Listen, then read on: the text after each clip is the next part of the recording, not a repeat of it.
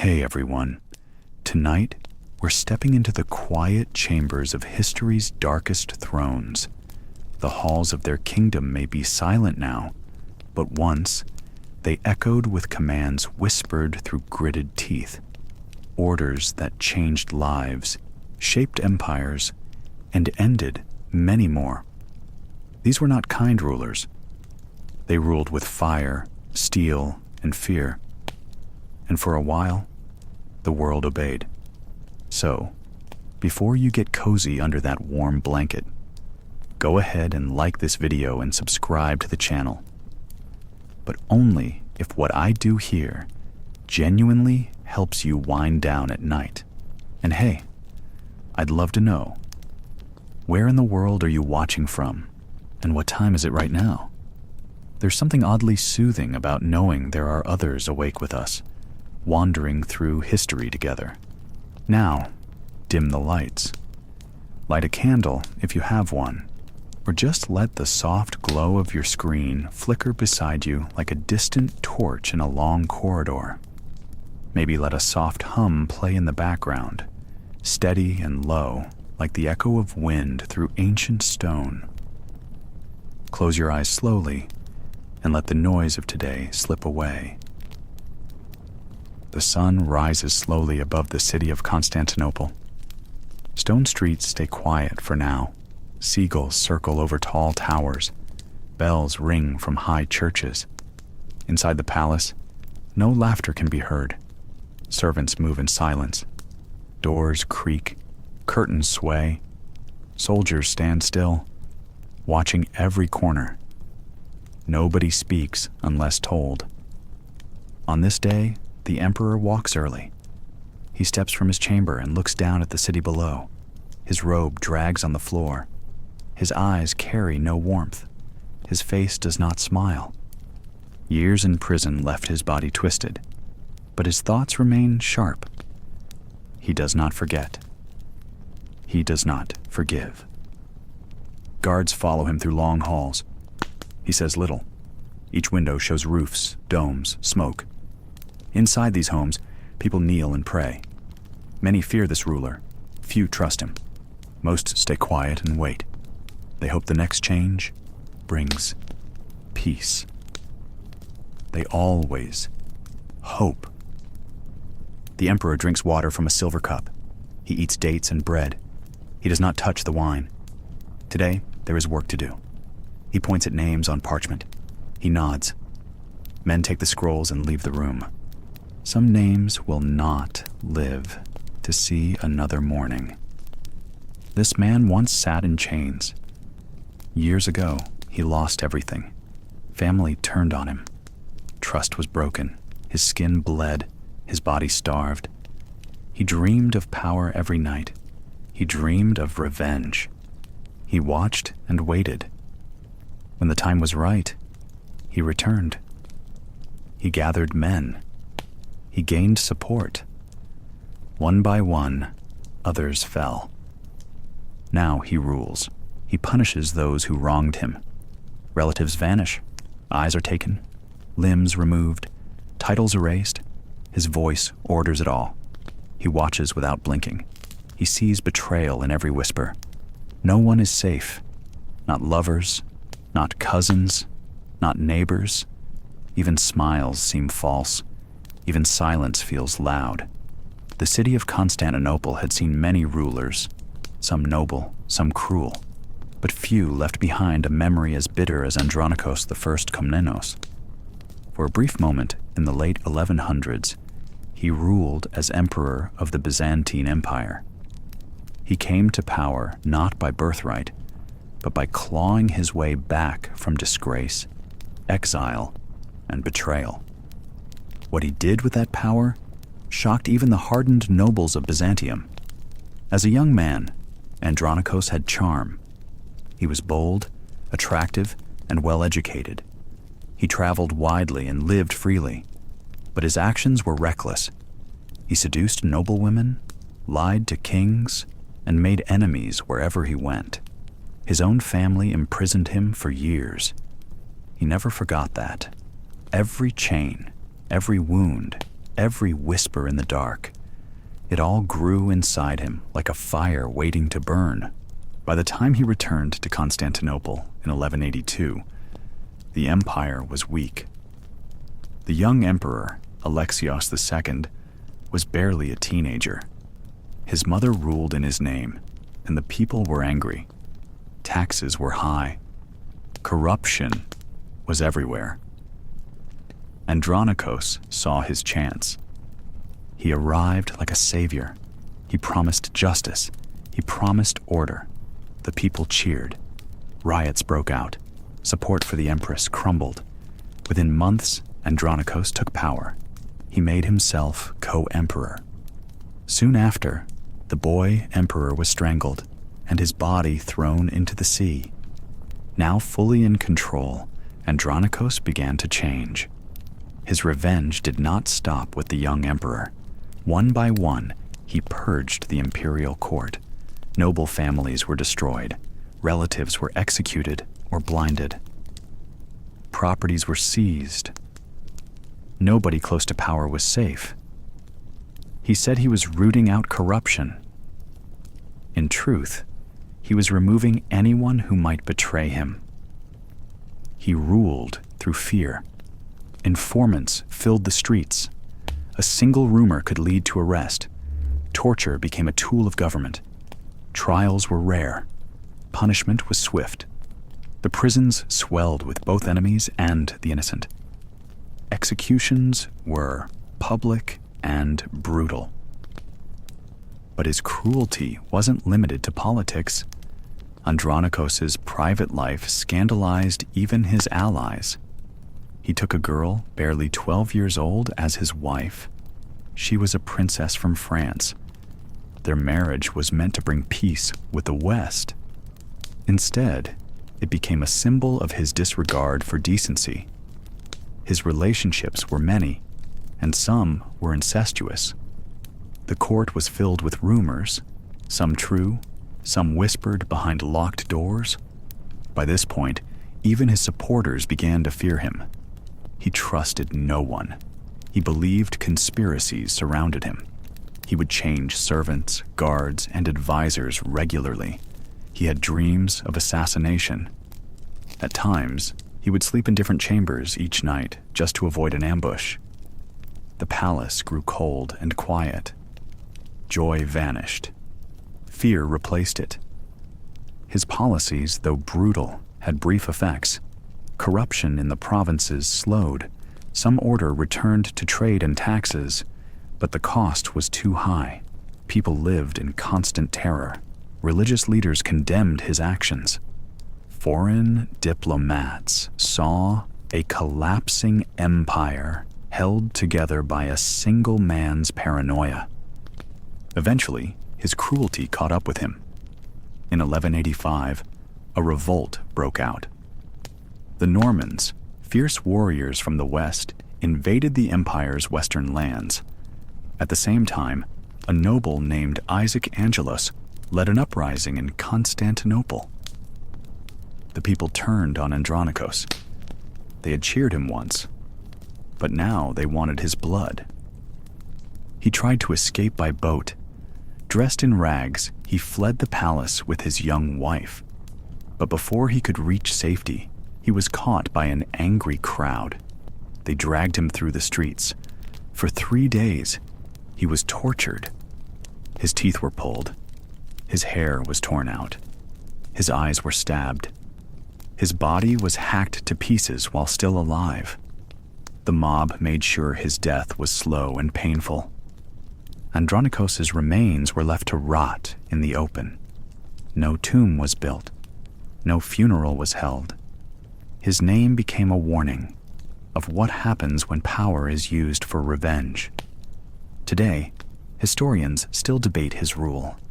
Some say he had noble intentions, fighting corruption and enforcing justice, but most agree that whatever good he may have done was drowned in violence, fear, and cruelty. One historian called him a man of violence, cruelty, mutilation, and murder. His short reign, barely 2 years, left a wound in Byzantine memory that never fully healed. In the end, Andronikos, the first Komnenos, was not brought down by a foreign army or a great battle. He was destroyed by the very people he once claimed to save. His story is not just one of power. It is a warning about how deeply wounds can shape a man, about how fear can twist the heart, about how one ruler can turn a great city into a place of silence and shadows. So as you rest tonight, picture the high towers of Constantinople. Picture the sea breeze through marble columns. Picture torchlight on stone walls. Somewhere within that city once walked a man who could not let go of the past, a man who thought pain could build a future. But even emperors fall. It is morning in Castile in the year 1351. The sky is overcast, but the air is still. In the Alcazar of Seville, Pedro of Castile begins his day not with ceremony, but with silence. He is not a king who smiles easily. Even in youth, his eyes have always been sharp. They are the kind of eyes that see too much, too fast. The court waits outside his chamber. No one speaks. No one dares to knock. They wait for the creak of the door, the signal that their king is awake. When it comes, servants enter with care. They do not look him in the eye. They dress him in fine robes, comb his dark hair, and bring a polished sword, always at his side. It is not just for ceremony. Pedro carries it often, and he has used it. Pedro rules a kingdom split by family. His mother, Queen Maria, once held him close and warned him of the poison in court. His father had many children by many women. Pedro's half-brothers want power too. So Pedro rules not with trust, but with fear. And fear, as he learned early, works. The day begins with judgment. Pedro sits in a large stone hall. A cold draft blows through the tapestries. Nobles and messengers step forward with news of thefts, land disputes, and whispered plots. Pedro listens. Then he chooses. Some are sent to prison, others to the gallows. Once, he even sentenced a noble during breakfast. He did not finish his bread. But it is not always justice that guides him. Sometimes it is anger, or memory, or the feeling that someone, somewhere, is laughing behind his back. These thoughts do not leave him. He cannot afford to forget betrayal, not in a kingdom where even brothers wear daggers. Today, he walks the corridors with a heavy pace. He stops outside the chamber of his wife, Blanche of Bourbon. She is locked inside. She came to him as part of a political match, but Pedro never cared for diplomacy. He left her within days of marriage and ordered her confined. The guards outside her door do not speak. They know her fate rests on a moment's breath. Later, the court prepares for a banquet, but Pedro eats alone. He prefers it that way. At his private table, he writes names into a small book, people he cannot trust, people who must disappear. Some he has already punished. Some do not yet know they are doomed, but they will, in time. Outside the palace, people whisper. Some call him Pedro the Just, others Pedro the Cruel. It depends on who is speaking and whether their family still lives.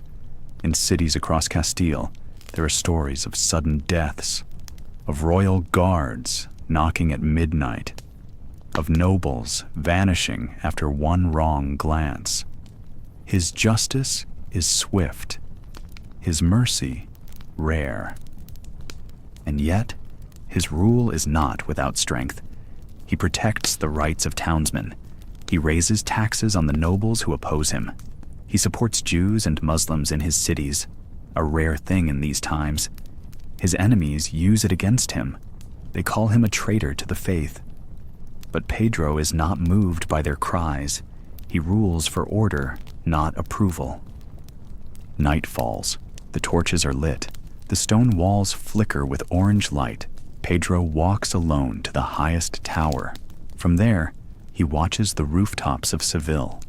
The city sleeps, but his mind does not. He remembers his half-brother, Henry of Trastamara. Henry is gathering forces, raising armies, calling Pedro a tyrant, a false king. They are two sides of the same blade, both sons of a king, both hungry for power, but only one can rule, and Pedro knows what must be done. A courier arrives at dawn. Henry has crossed the border. War is coming.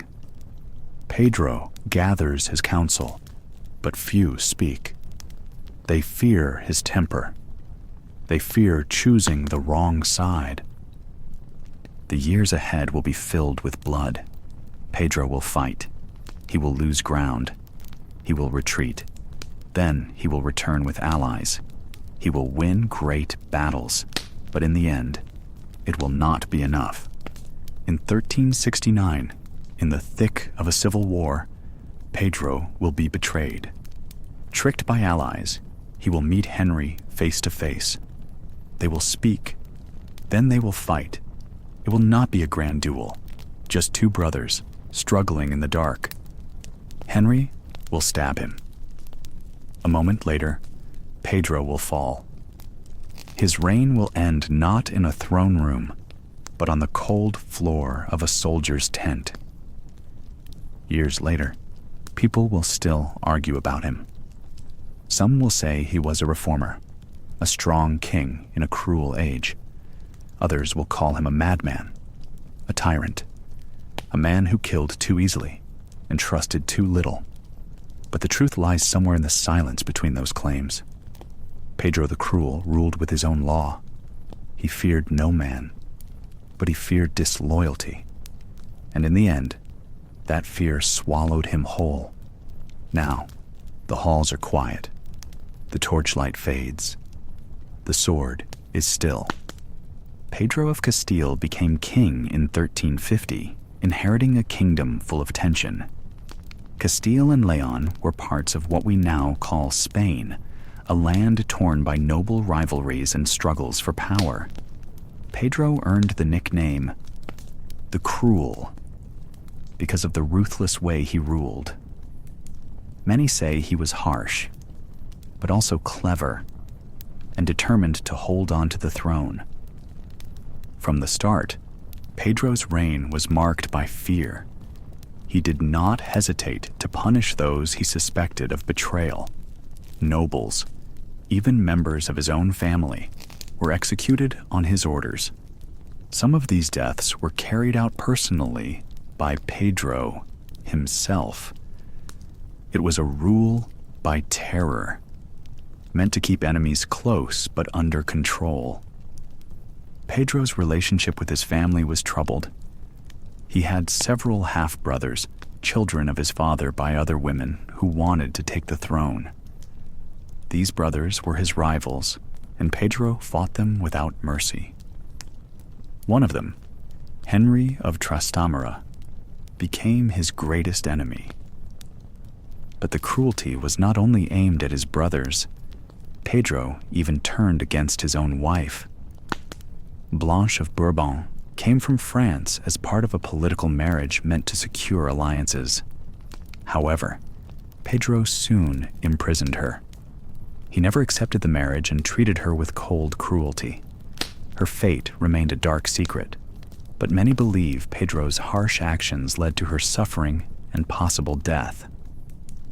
Despite his violent methods, Pedro ruled with a clear goal: keep Castile united and strong. He faced constant threats from nobles who wanted more power, from his brothers who claimed the throne, and from neighboring kingdoms. His way of dealing with these threats was simple and brutal. Anyone who stood against him risked death. Pedro's rule was not just about cruelty. He was also a skilled military leader and a cunning politician. He protected townspeople and merchants, raised taxes on rebellious nobles, and allowed Jews and Muslims to live relatively peacefully in his lands. In a time when religious intolerance was common, Pedro's policy stood out. Still, many saw him as a tyrant. His enemies used every chance to spread stories about his cruelty. They called him a monster who killed without reason. Some of these stories may have been exaggerated, but the wave of executions under Pedro's reign was real and widespread. People lived in fear of the king's sudden justice. The struggle for power reached its peak when Henry of Trastamara raised an army against Pedro. This brother wanted the crown for himself and gathered support from those unhappy with Pedro's rule. The conflict between them became a brutal civil war. It was a time of chaos, with battles fought across Castile. Pedro fought back fiercely. He had loyal soldiers and allies who believed in his right to rule. But Henry's forces grew stronger, backed by help from France and other enemies of Pedro. The war dragged on, causing suffering for the people of Castile. In 1369, the final confrontation came. Pedro was betrayed by some of his own allies.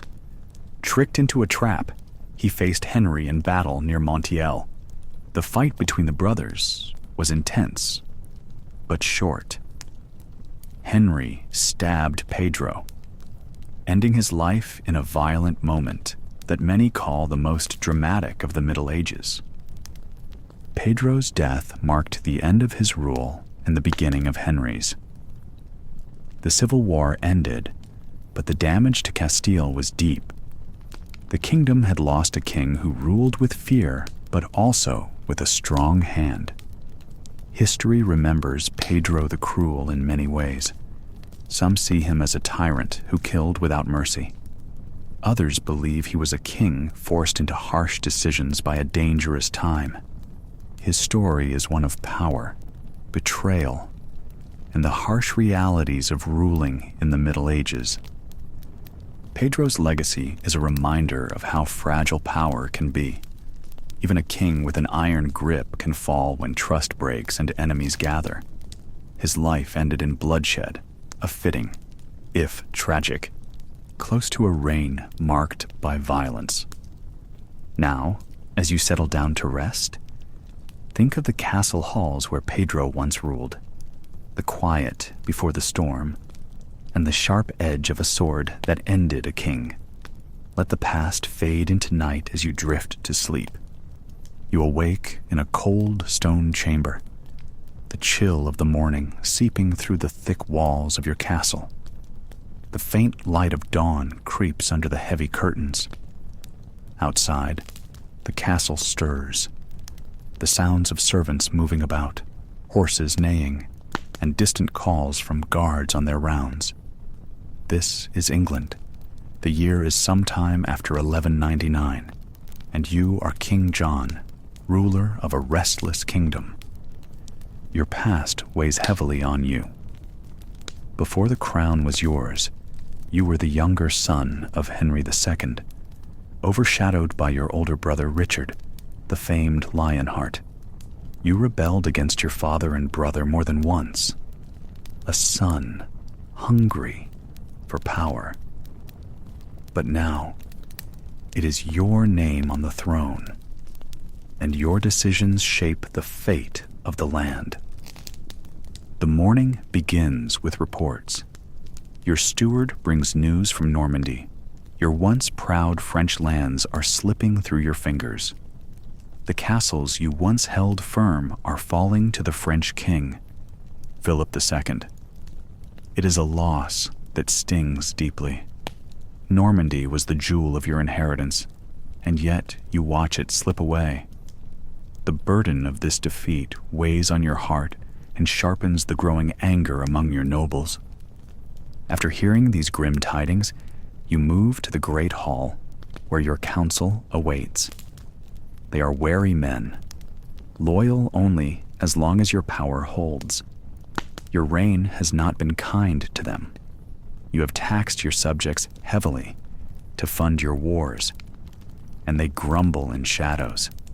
Some whisper of rebellion, others of alliances with your enemies. Trust is scarce in your court. Your thoughts flicker to your nephew, Arthur of Brittany, the son of your late brother Geoffrey.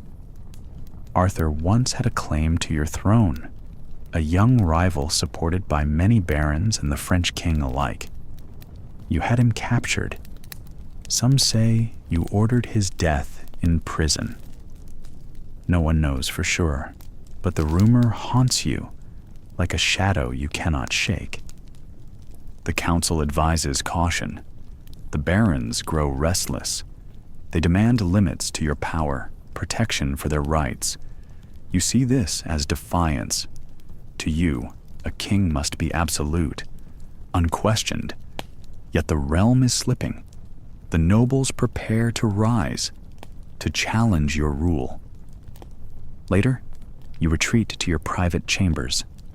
The walls are bare, cold. Your mind is restless. You think of the crown, heavy and cruel.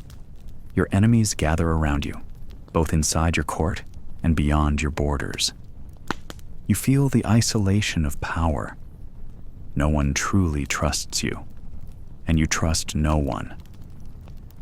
The day passes with formal audiences. Petitioners come seeking justice, favors, and protection. Your temper is quick. The weight of betrayal and loss hardens your heart. You grant some requests, deny others with a sharp word. Fear and respect walk side by side in your presence. As the sun begins to set, you walk along the battlements. The sky is streaked with red and gold. Below, the people move like ants, merchants closing stalls, children chasing dogs, women drawing water from wells. To them, you are both ruler and tyrant, a man who can protect or destroy with a single command. You recall the growing tension in the land. The barons meet in secret. They plot a charter to limit royal power, a Magna Carta. They want to bind you, to force you to govern within agreed rules. To you, it is a betrayal. Yet, the threat is real, and you know the kingdom edges closer to civil war. John became King of England in 1199 after the death of his brother, Richard the Lionheart. Before his reign, John had already betrayed his father Henry II and rebelled against his brother Richard multiple times. His rule is known for many failures and harsh decisions. One of the biggest problems John faced was losing Normandy. This territory in France had belonged to the English crown for generations, but during John's reign, King Philip II of France took it away. This loss weakened John's position and angered many of his nobles. John's reign was marked by conflict with his own barons. To fund his military campaigns and defend his lands, he imposed heavy taxes on his subjects. This caused unrest and dissatisfaction among the nobility and common people alike.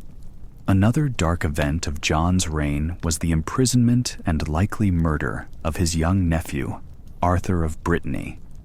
Arthur had a legitimate claim to the throne and was supported by many nobles and the French king. John captured him in 1202, and Arthur disappeared in prison. Many believe John ordered his death to secure his power. Because of John's harsh rule, the barons rebelled.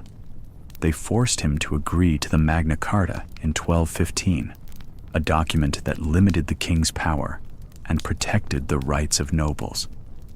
This was the first time in English history that a king's power was formally challenged by law.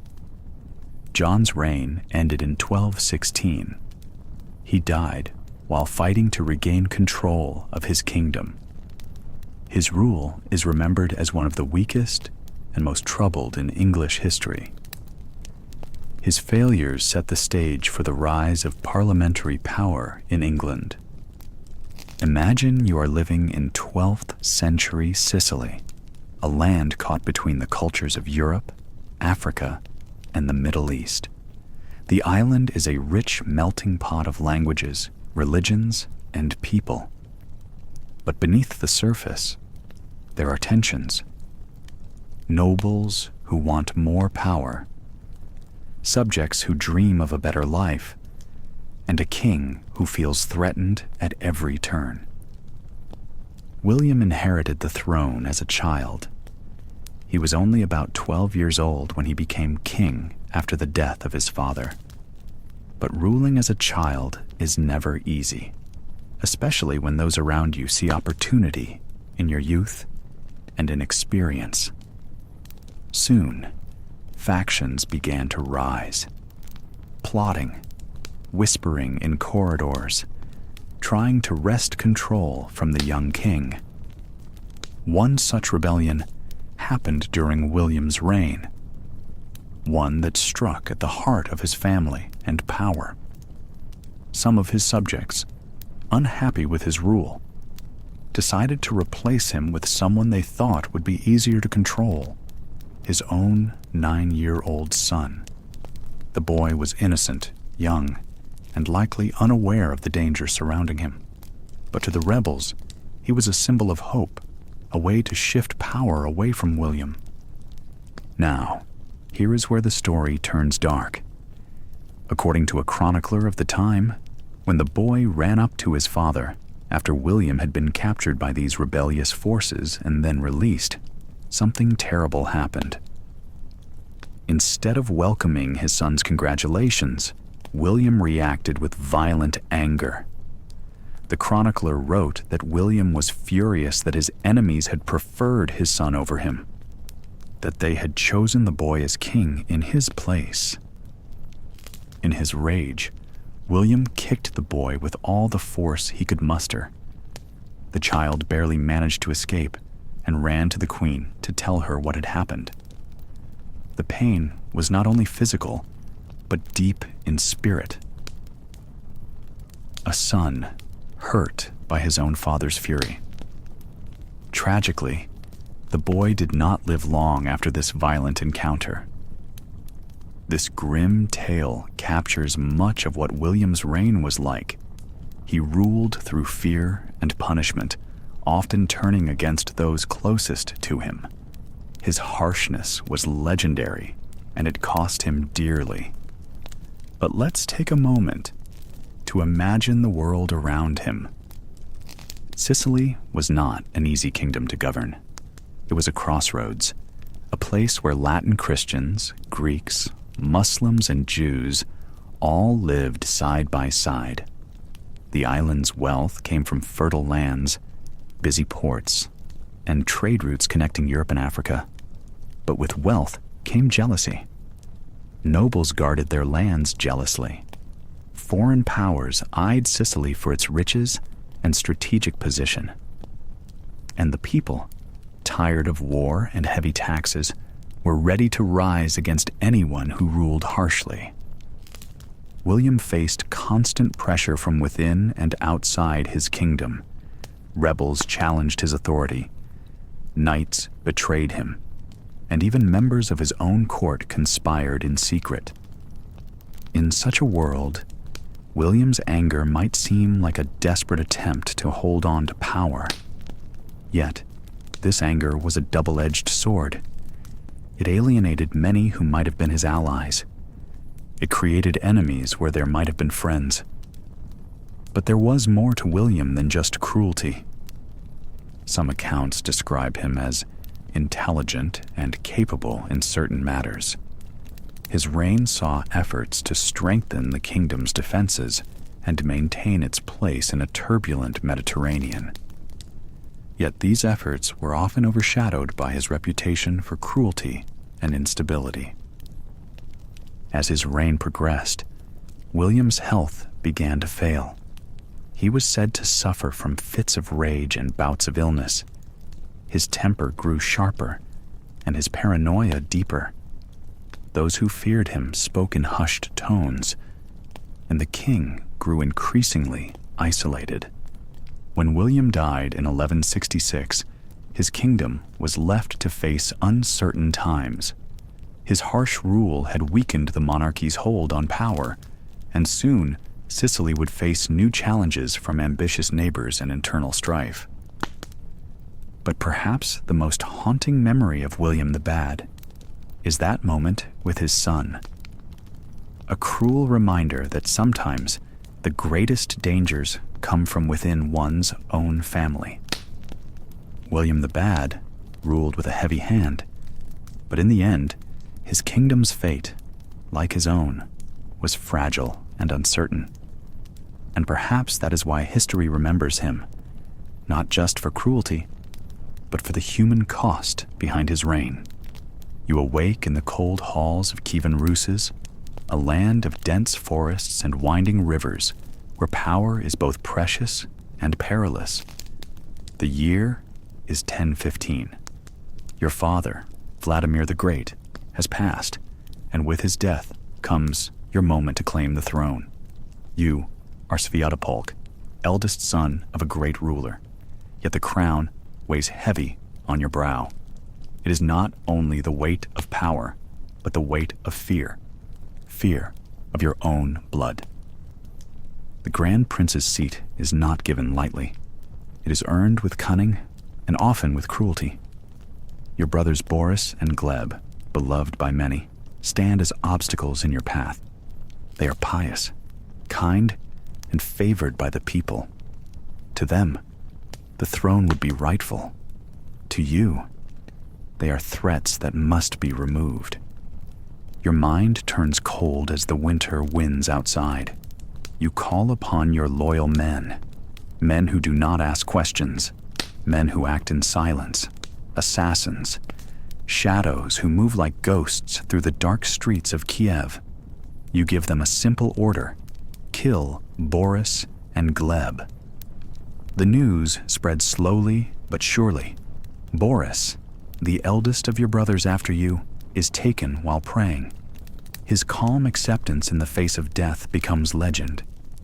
Gleb, too, meets his end with quiet dignity, refusing to fight his brother, choosing instead to accept his fate.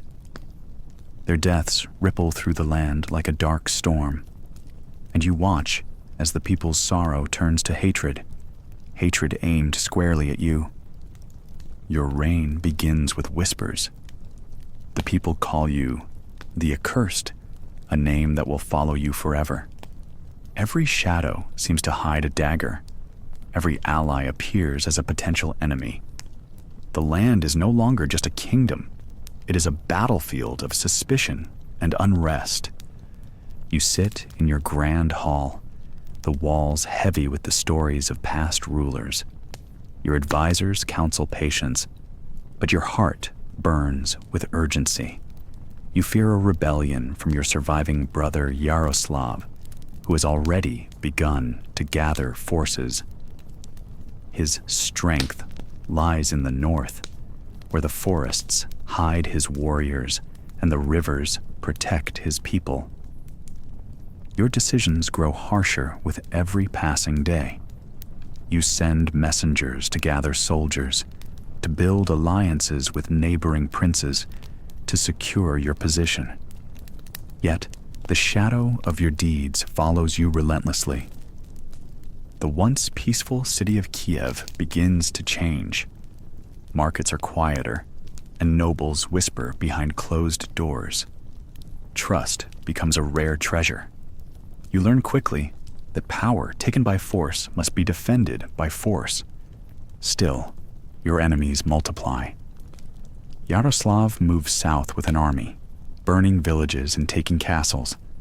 You try to meet him in battle, but find your forces outnumbered and weary. Your once solid kingdom begins to fracture, with loyalties shifting like autumn leaves in the wind. Nights in your chambers become sleepless. The faces of Boris and Gleb haunt your dreams, their silent accusations heavy in the darkness. You are trapped between fear and ambition, between guilt and the ruthless need to survive. One evening, a messenger arrives with grim news.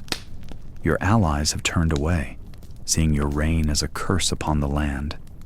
Your armies are scattered, and your name is spoken with disdain. You ride into battle once more, desperate to hold what you have taken. The clash of swords and the cries of men fill the air. You fight fiercely, knowing this might be your last stand. But fate is cruel. Your forces are defeated.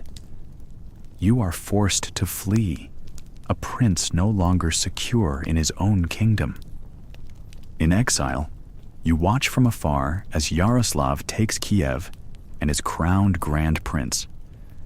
Your name fades from the songs of bards, replaced by stories of your brother's sainthood. Boris and Gleb are remembered as the first saints of Russes, martyrs of a family torn apart. You live out your days in shadow, a ruler who once grasped the throne, but lost it to blood and betrayal.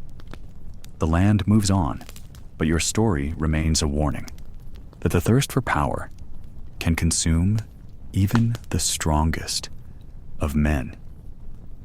You awake to the cold stone walls of your castle, the morning light filtering through narrow windows. The chill settles deep into your bones, but the weight of the crown warms your mind.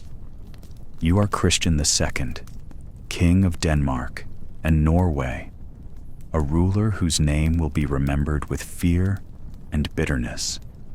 Your reign is marked by ambition, betrayal, and blood. The year is 1513. You have just ascended to the throne of Denmark and Norway, inheriting a kingdom tangled in conflict and uneasy alliances.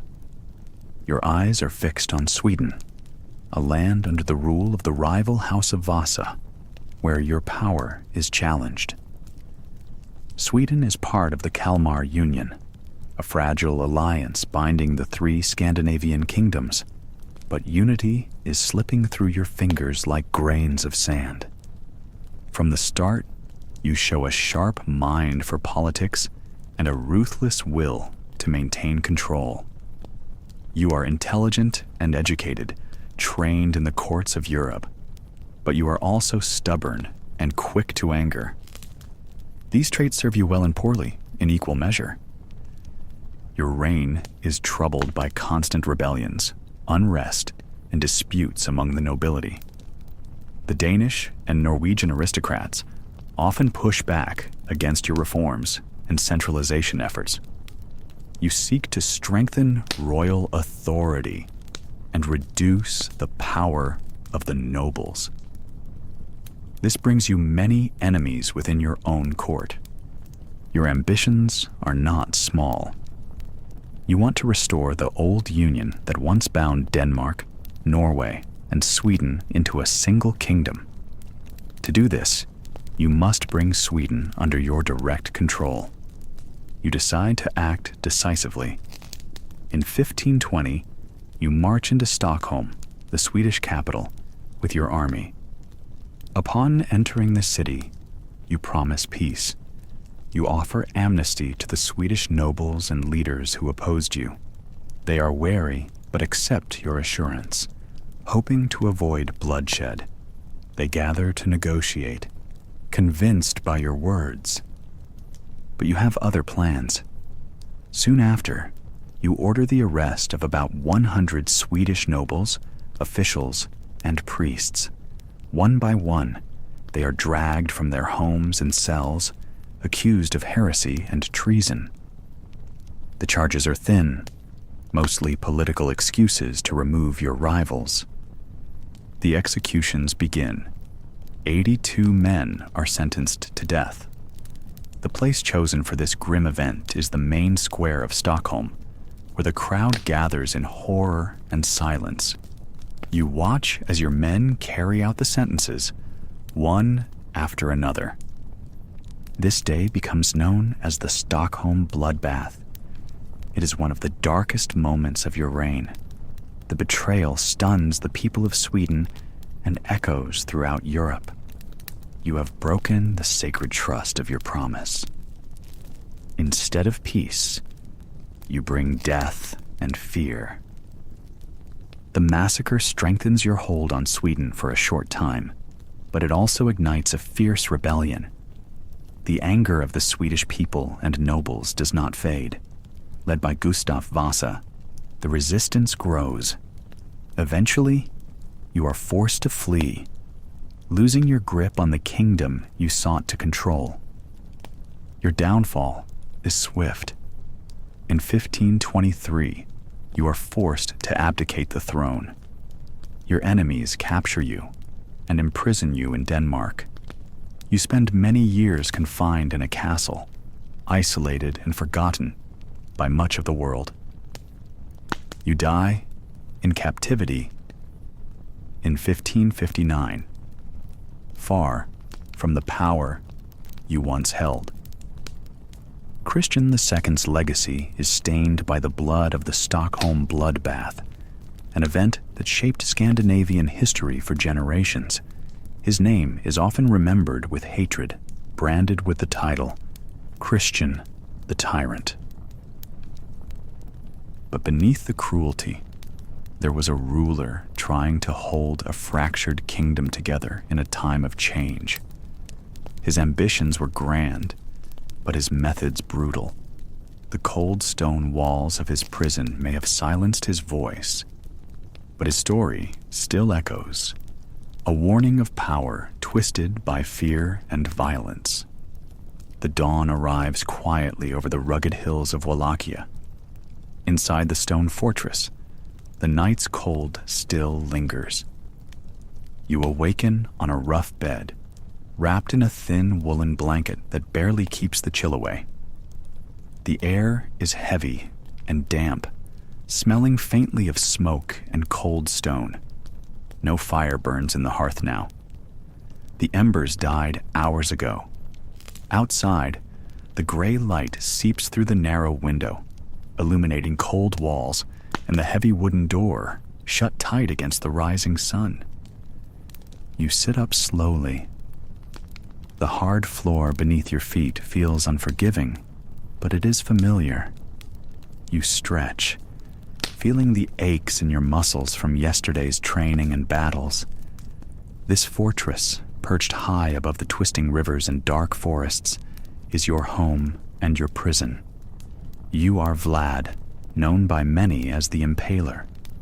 You are the son of a dragon, a name given for the fear and respect you inspire.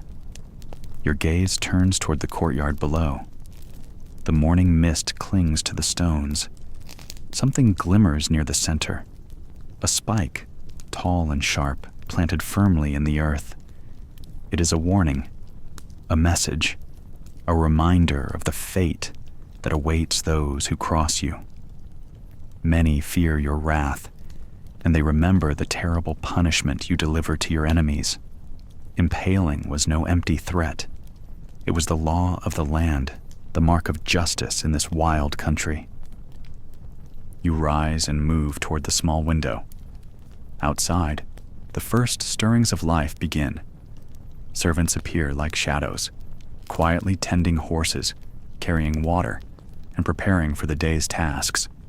The fortress, though cold and harsh, breathes slowly to life.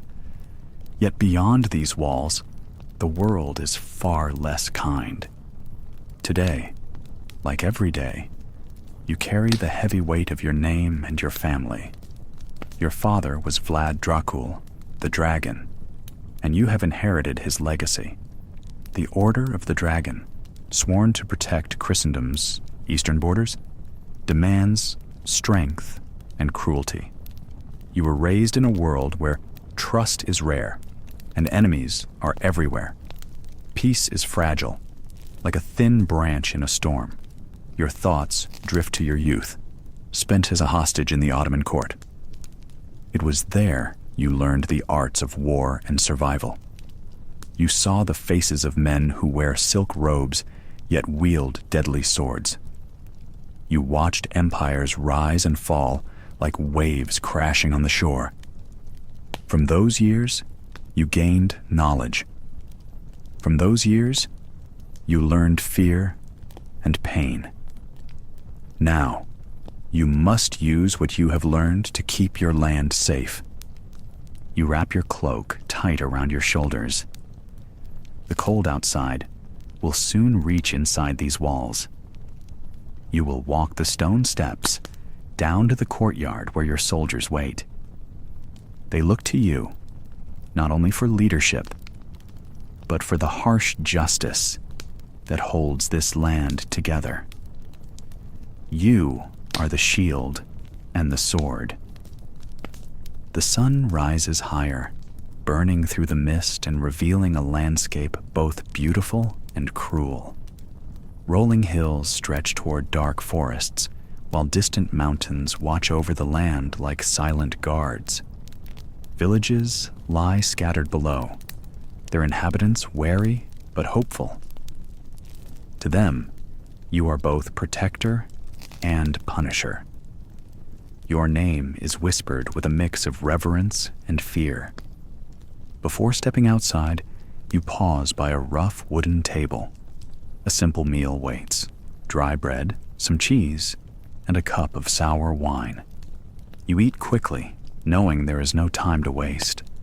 Every moment counts. Your enemies never rest, and neither can you. Your mind is already racing with plans. The boyars, powerful nobles who claim to serve you, are a constant threat. Their loyalty is as fragile as the morning frost. Many plot behind your back, seeking power or favor with foreign kings.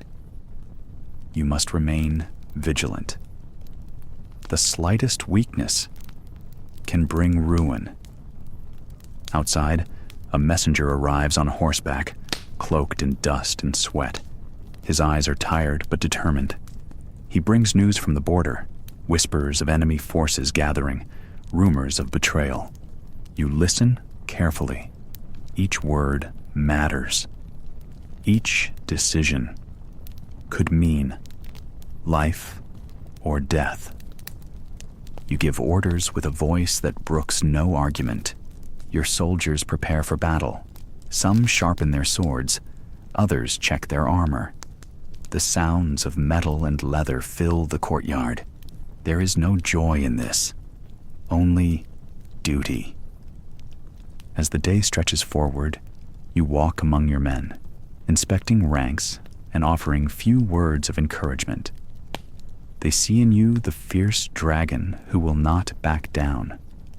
They know that under your rule, weakness is punished and loyalty rewarded. Yet, beneath your stern exterior, a storm brews. You wonder what legacy you will leave. Will history remember you as a cruel tyrant or a strong protector? Will your name be cursed or honored? These thoughts flicker like shadows in your mind, but do not show on your face.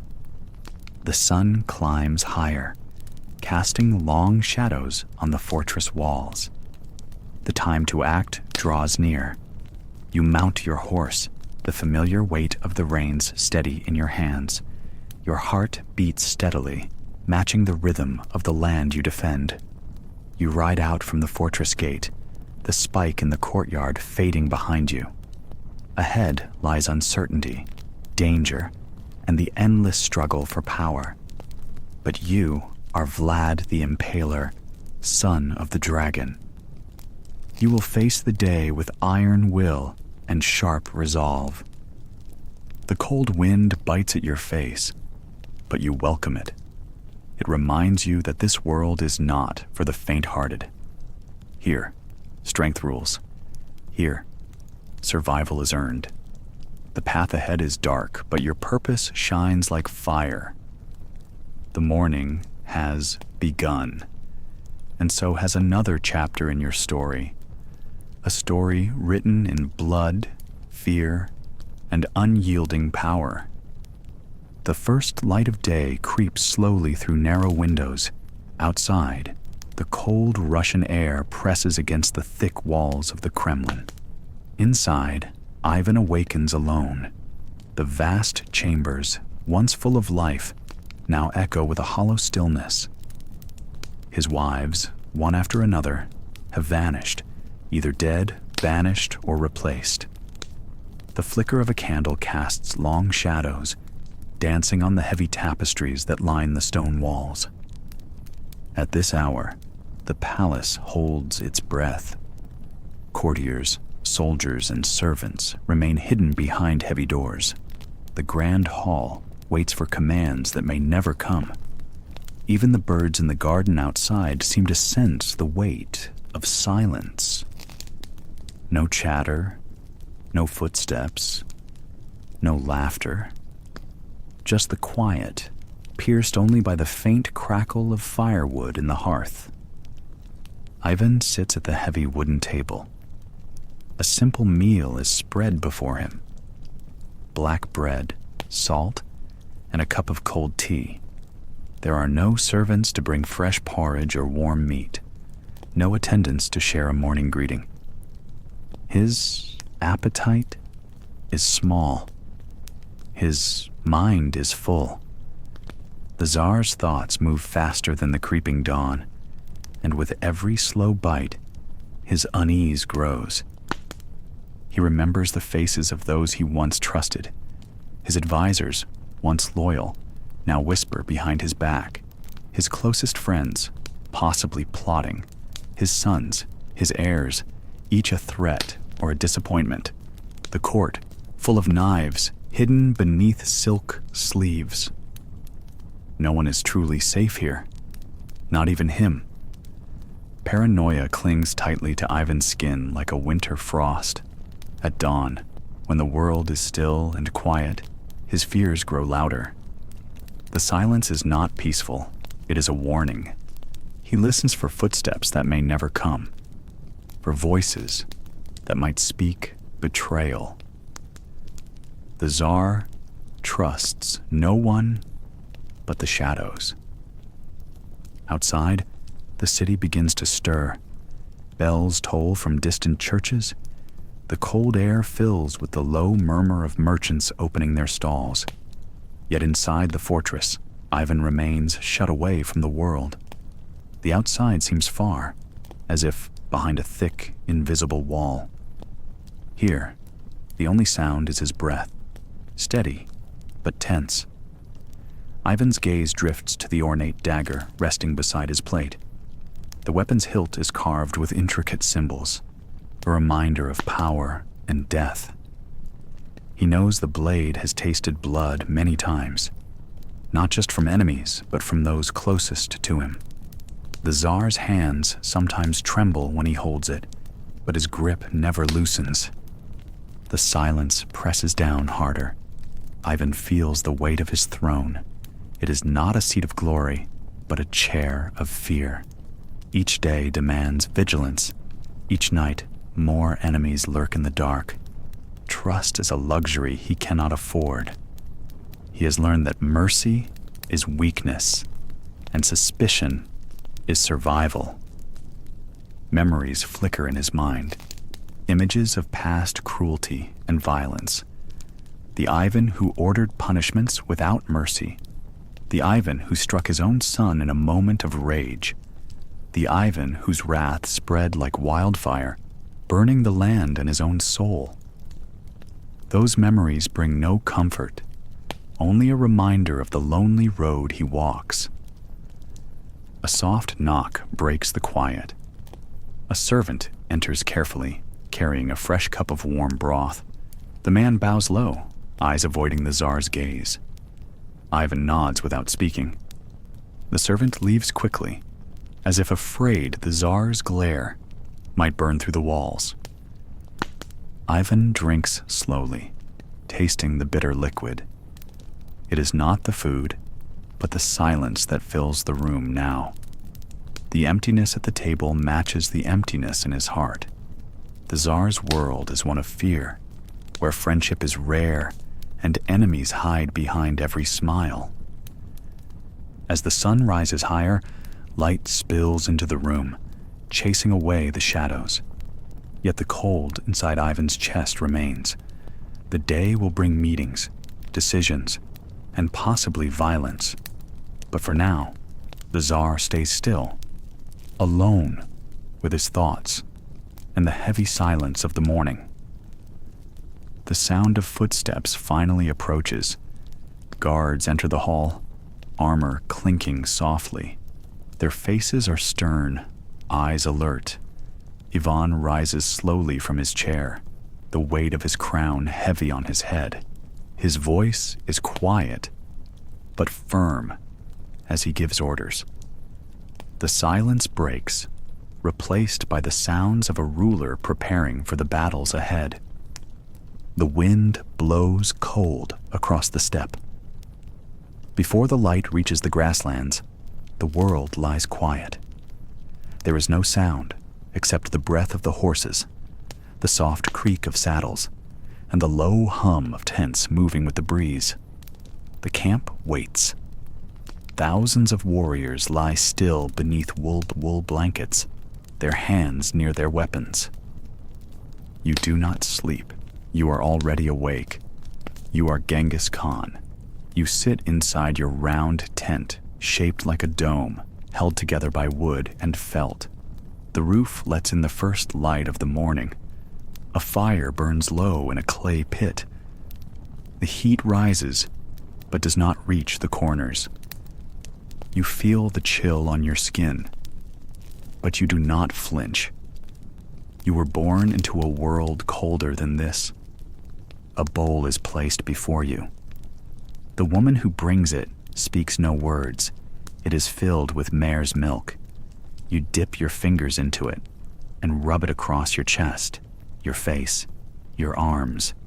This is how you cleanse before prayer. You were taught this by your father, and he by his. You close your eyes. You pray to the eternal blue sky. You do not kneel. You stand with your eyes open and look upward. There is no god of stone or gold here. The sky watches everything. It sees truth. It sees power. You ask for strength. You ask for victory. You ask that fear follow your name like a shadow. You do not ask for mercy. A messenger enters and bows low. The scouts have returned. The path ahead is clear. There will be no resistance for several leagues. The village marked for this day lies quiet, unaware. You nod once. That is enough. There will be no speeches. You do not waste breath before war. You step outside. The land stretches out in all directions, open and flat. This is your country, and it has no walls. You walk among the men. They rise as you pass. Their eyes lower. No one speaks your name without reason. You know each one is ready to ride, fight, and die. Not because you are kind, not because they love you, but because you have never lost. Your armor is simple, leather, layered and hardened. It does not shine. It does not need to. You wear no crown. A fur-lined coat hangs over your shoulders. It was made from wolves, not bought, not gifted, taken. You do not dress to impress. You dress to survive. Your horse waits, a strong animal, dark and calm. It does not kick or fidget. It knows you. You mount it with ease. You have ridden since childhood. The saddle fits you like a second skin. A curved bow hangs from one side, a blade from the other. You carry no extra weight. Your generals approach. They do not speak first. You give instructions in short phrases. Burn the grain. Spare no weapons. Leave a single body alive only if he runs. Fear is more useful than numbers. You begin to ride. The army moves like water across stone. No banners wave. No music plays. There is no pageantry, only motion. 1,000 men behind you, then 10,000, then more. Each man knows his role. No shouting is needed. The formation is smooth, clean, silent. You think of your past. You remember hunger. You remember betrayal. You remember the day your blood brother turned against you. You remember being left behind by your own tribe. The pain has not faded. It is a blade you keep sharp in your mind. Now you lead the largest force this land has seen. You cross rivers without bridges. You cross deserts without maps. You conquer not just with weapons, but with fear. Your enemies do not know when you will strike, or why, or how. But when you do, they do not forget. Your face does not show emotion. You do not laugh. You do not weep. Not here, not now. Your warriors take their cue from you. They ride without complaint, without question. They trust you will lead them to victory, even if it means death. You see a hawk above. It glides through the air, watching the earth below. You nod once.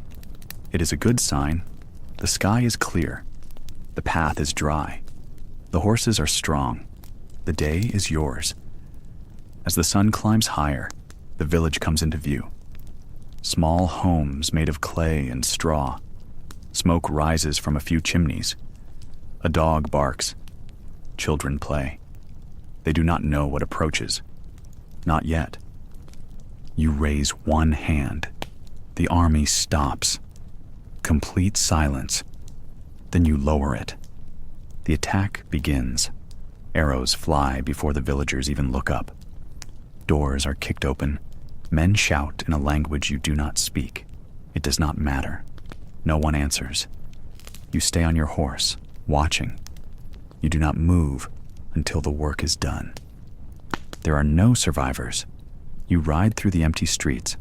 The buildings fall in flames behind you. Your men do not loot. They do not linger. This is not a raid. This is a message.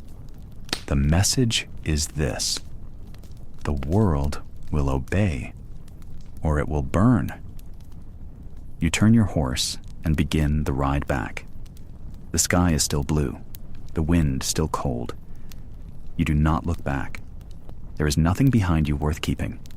Only the road ahead matters. You have more lands to take, more cities to destroy, more names to erase. You will not stop until the earth itself remembers only one name: Genghis Khan. The horse moves beneath you. The men ride behind you. The sky watches above. And tomorrow, another village will fall. But tonight, the fire will be lit, the tent closed, the bowl of milk poured once more. And you will sleep without fear. Because you are the storm, and the world is learning to run. A single window lets in the first color of morning. Pale light touches the stone wall, the polished wood, the edge of a crimson rug. It reaches her hands, folded, still, wrapped around polished beads. The rosary hangs between her fingers like a chain of thought. Her lips move without sound. The queen prays, not with speed, not with fear, but with stillness that does not break. The words come from memory. They are part of her breath, not her voice. She speaks them every morning, long before her servants enter the room, before the castle stirs with noise, before the day begins its long work. This is Queen Isabella, not yet dressed in silk or crowned with gold, not yet sitting beneath the canopy of her court, just a woman on her knees, eyes closed, counting the same words she has said since girlhood. Each bead is a small stone. In the road she walks, a road she believes leads straight to heaven.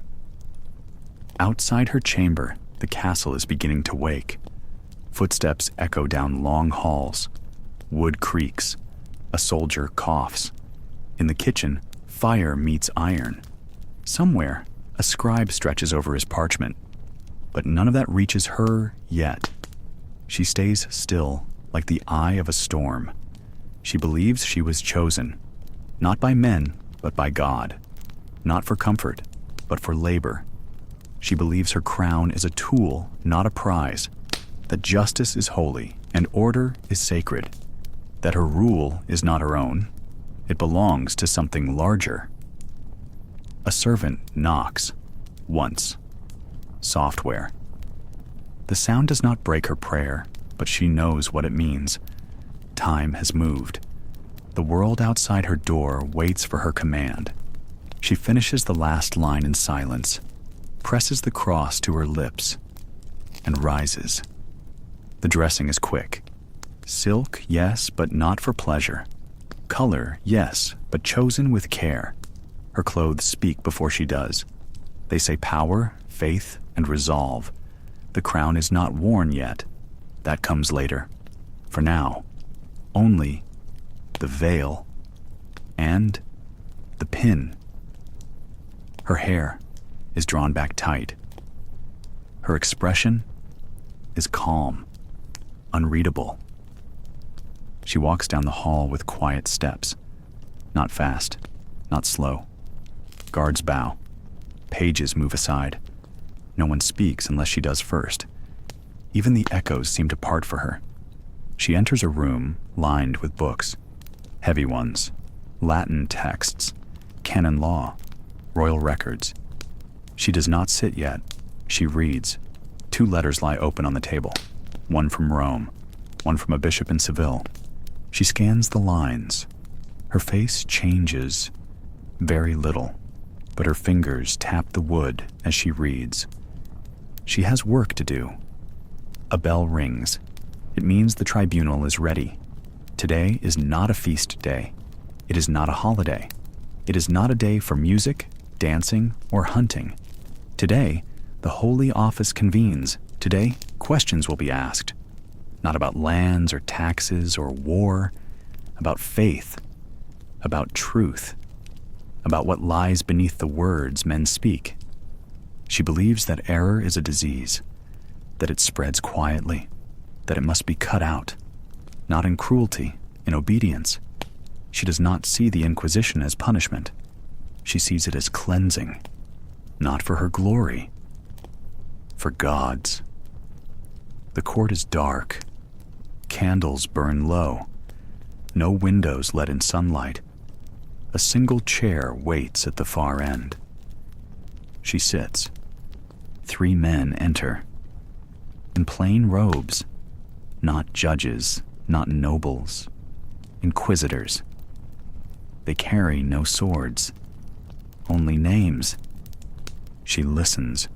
A case is presented. A man has been questioned. He confessed to something.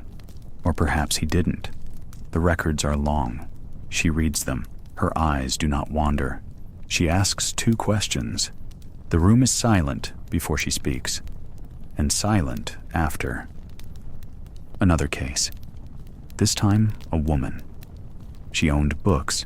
She held meetings. She spoke carelessly. Or perhaps she did not. The records say many things. She reads again. No one argues. No one protests. The queen is not cruel in voice or gesture, but no one doubts her resolve. She does not raise her voice. She does not smile. The tribunal ends. The room empties. Candles flicker. She stands. The air outside is cooler now. The sun is past its highest point. She walks again, not hurried, not slow.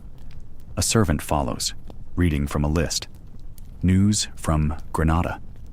Supplies from Barcelona. A berth in the court. A ship from Genoa. Another note from Rome. She nods at some. Says nothing to others. She returns to her chamber. The fire is burning now. A chair waits near it. She sits, but not to rest. She picks up a book. Latin. Scripture. She reads the lines aloud, quietly. as if they are meant only for the flame. The day is not over. There is dinner.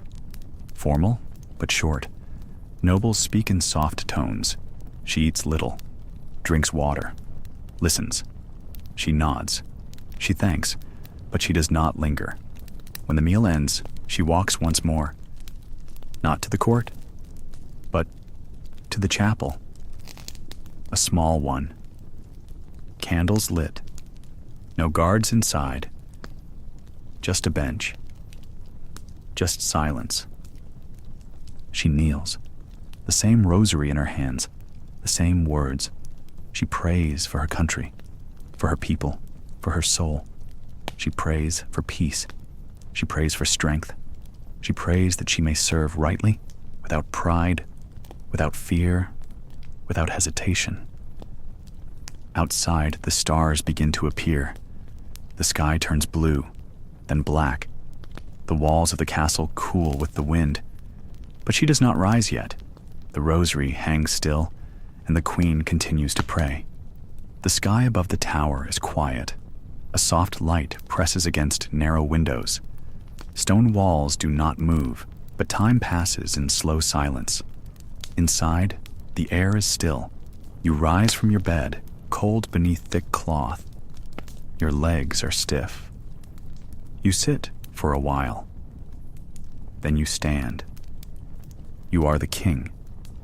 Richard, by name, third of your line to wear the crown. You did not expect to rule, but the crown sits on your head now. It presses hard. You wear it still.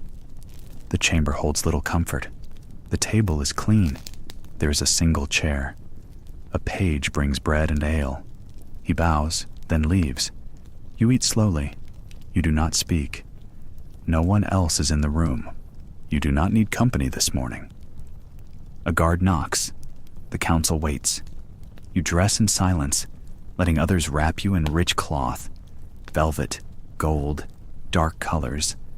A sword is belted at your side. You walk through the hall. Steps echo. Servants bow. Nobles murmur as you pass. They smile. Some nod. Some lower their eyes. You do not trust their faces. In the council chamber, men rise. They stand in a circle. Some speak of taxes. Others mention rebellions in the north. A letter from France is placed before you. You glance at the seal. You do not break it. Instead, you ask a simple question. Has there been word from the tower? No one answers at first. Then one man clears his throat. He speaks in a quiet voice. No, Your Grace. You nod. That is enough. The meeting continues. The day passes with reports. Some say your enemies gather in secret. Others speak of plots. You listen to each word. You show little feeling. That is your strength. You are calm. You are steady.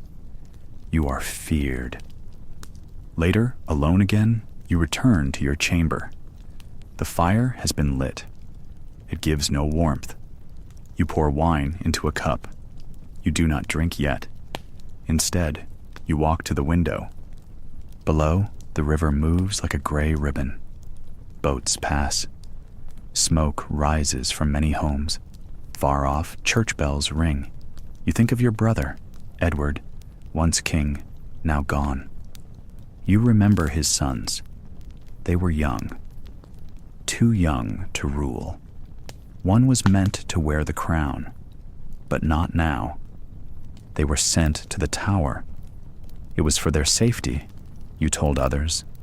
They would stay there until the storm passed. That was the plan. But storms never end. And silence is safer than questions. You turn from the window. You finally drink the wine. It tastes bitter. You sit near the fire. The heat touches your face. You close your eyes. You think of the night the crown was placed on your head. The cheers. The chants. The fear behind the noise. You recall the boys. how they stared as the guards led them inside the tower. They did not cry. They did not speak. They looked at you. They knew. You remember their voices. You remember their small hands. You remember the way the door shut behind them. Now no one speaks of them. Some wonder where they went. Some whisper they are gone. Others pretend they were never there. You do not answer. You do not explain. At night, dreams come. In them, the boys are not boys. They wear crowns of thorns. Their eyes are dark. Their skin is pale. They stand at the foot of your bed. They do not move. They do not blink. You wake before dawn. Tonight will be no different. You rise from the fire and return to your bed. The candle is low. The room feels small. You remove your cloak. You lie down. You stare at the ceiling. The crown is no longer on your head, but you still feel its weight. The ground shakes beneath hooves. The air is dry, carrying dust and the faint echo of men shouting in a strange tongue. You are standing on the edge of northern Italy. The Roman Empire, though still grand on paper, is weakened.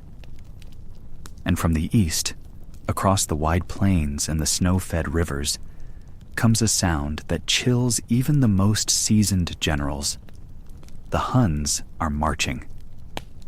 Attila, son of the steppes, leads them. He does not ride in silk. He wears no golden crown. His tunic is simple, his sword plain, but his eyes are sharp, and no man under his command dares to meet them for long. They say he does not laugh. They say he does not sleep. They say he was sent by God to punish the sins of men. In Rome, they call him the scourge of God. The march begins in the spring. The rivers thaw, the roads clear. Attila crosses the Alps with little effort.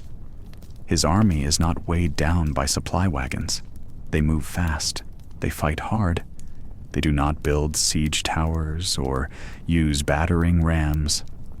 They burn what they cannot take.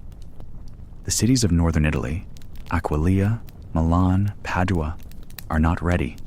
Their walls are old, their soldiers tired. Attila surrounds them with fire. When the people do not surrender, he gives the order, and soon the towns fall silent. Ash floats in the sky like snow. The roads fill with refugees. Stories travel faster than the horses. Some say Attila drinks the blood of his enemies. Others say he speaks to demons in the dark. None of that matters. The only truth that spreads from village to village is this: Attila is coming. His men ride fast. They are born in the saddle. They carry bows made of horn and sinew. Their arrows can pierce armor at great distance. Their horses are small, but strong. They need little rest. They drink river water and eat what they can find. They are not interested in gold or land. They want tribute. They want obedience. They want fear. Attila stops in Milan. He does not burn it. He walks into the palace. He sits on the Roman throne. He smiles for the first time in weeks. It is not joy. It is victory. Then he leaves, taking nothing. He wants the message to spread. I could have taken it all, the silence says. The Roman emperor in the west, Valentinian III, is desperate. His armies cannot stand against the Huns. His advisors argue. Some say to fight. Some say to flee. One voice breaks through the noise. Pope Leo I. He is calm. He is steady. He does not command soldiers. But he knows words can be weapons too. So he rides north. They meet near the river Mincio, in the flat lands of Lombardy. The Pope wears white. Attila wears brown. they speak alone. No one knows what is said. Some say Leo promises gold. Others say he threatens divine punishment. Some believe Attila sees a vision of saints above the Pope's head, but the result is the same. Attila turns back. He does not march on Rome. The people celebrate, but Attila is not defeated. He returns to his land across the Danube. The Roman Empire sends him more gold. He prepares for another campaign. But in the spring of 453, during a feast to celebrate his new bride, Attila dies, not by sword or poison, but quietly in his tent. A nosebleed, they say, or perhaps a burst vessel. No one knows for sure. His men mourn. They bury him in secret. His tomb is said to lie beneath a riverbed, the waters diverted and then returned. The slaves who dug the grave are killed. No one must ever disturb the scourge of God. With Attila gone, the empire of the Huns begins to fall apart. His sons fight among themselves. The Roman Empire lasts another 2 decades in the West before collapsing entirely. But Attila's name remains. For centuries, mothers whisper it to restless children. Writers call him a barbarian, a monster, a destroyer of civilization. But others see a man shaped by harsh lands and endless war, a leader who united warring tribes and brought the greatest empire of the age to its knees. In the end, Attila never set foot in Rome's forum. He never laid siege to the city's marble walls, but he didn't need to. Fear is a sharper sword than steel, and sometimes a threat left hanging is more powerful than one carried out. The hall is quiet, but it holds a secret. Long shadows stretch across the stone walls. Firelight dances, casting flickers across gold plates and silk banners. Outside, the city of Rome sleeps. Inside, Cesare Borgia plans his next move. He is not a soldier tonight. He is a hunter. The table is set with care. Roasted meat, ripe fruit, and sweet wines cover every inch. The guests arrive slowly. Each one bows, offers praise, and sits down with careful words. They do not know if tonight will end with dessert or a dagger. Cesare watches them. He knows their names, their secrets, their debts. Each man at the table has been chosen. Each one has something to fear. Cesare Borgia is not like other nobles. He is not bound by honor or mercy or law. He was made a cardinal, then threw off the red robes to claim lands by force. His enemies call him the devil's son. He does not mind. Fear is more useful than respect. His father is the Pope. His sister is a master of court games. But Cesare is different. He moves like a shadow, strikes like a wolf, and smiles like nothing is wrong. He is young, handsome, and absolutely ruthless. Tonight, the feast is a trap, but a quiet one. There are no guards at the door, no swords drawn, just laughter, music, and the thick smell of wine. A guest tells a joke. Another joins in. Cesare laughs along with them. But his eyes do not laugh. They study, measure, weigh. He already knows who will die. The food arrives in waves. Servants glide in and out. No one speaks of war. No one speaks of land. But every man at the table holds a knife, not just the one for cutting meat. One man reaches for his cup. His hand shakes. Cesare sees it. He leans in, voice soft. "Is the wine not to your liking?" The man stammers. No, it's excellent." Cesare smiles. "Good, then drink." He does. Slowly. The hall is too warm, the air too thick. One guest coughs. Another wipes sweat from his brow, but no one dares leave. Then it happens. A scream from the corridor. The doors fly open. 2 guests try to flee. Too late. Cesare stands. His voice does not rise. You plotted behind my back. You met with my enemies. And now you will pay. The guards drag the men back in. There is no trial. There are no witnesses. There is only Cesare. He nods once. Blades flash. The bodies fall. The feast goes on. The others stare in silence.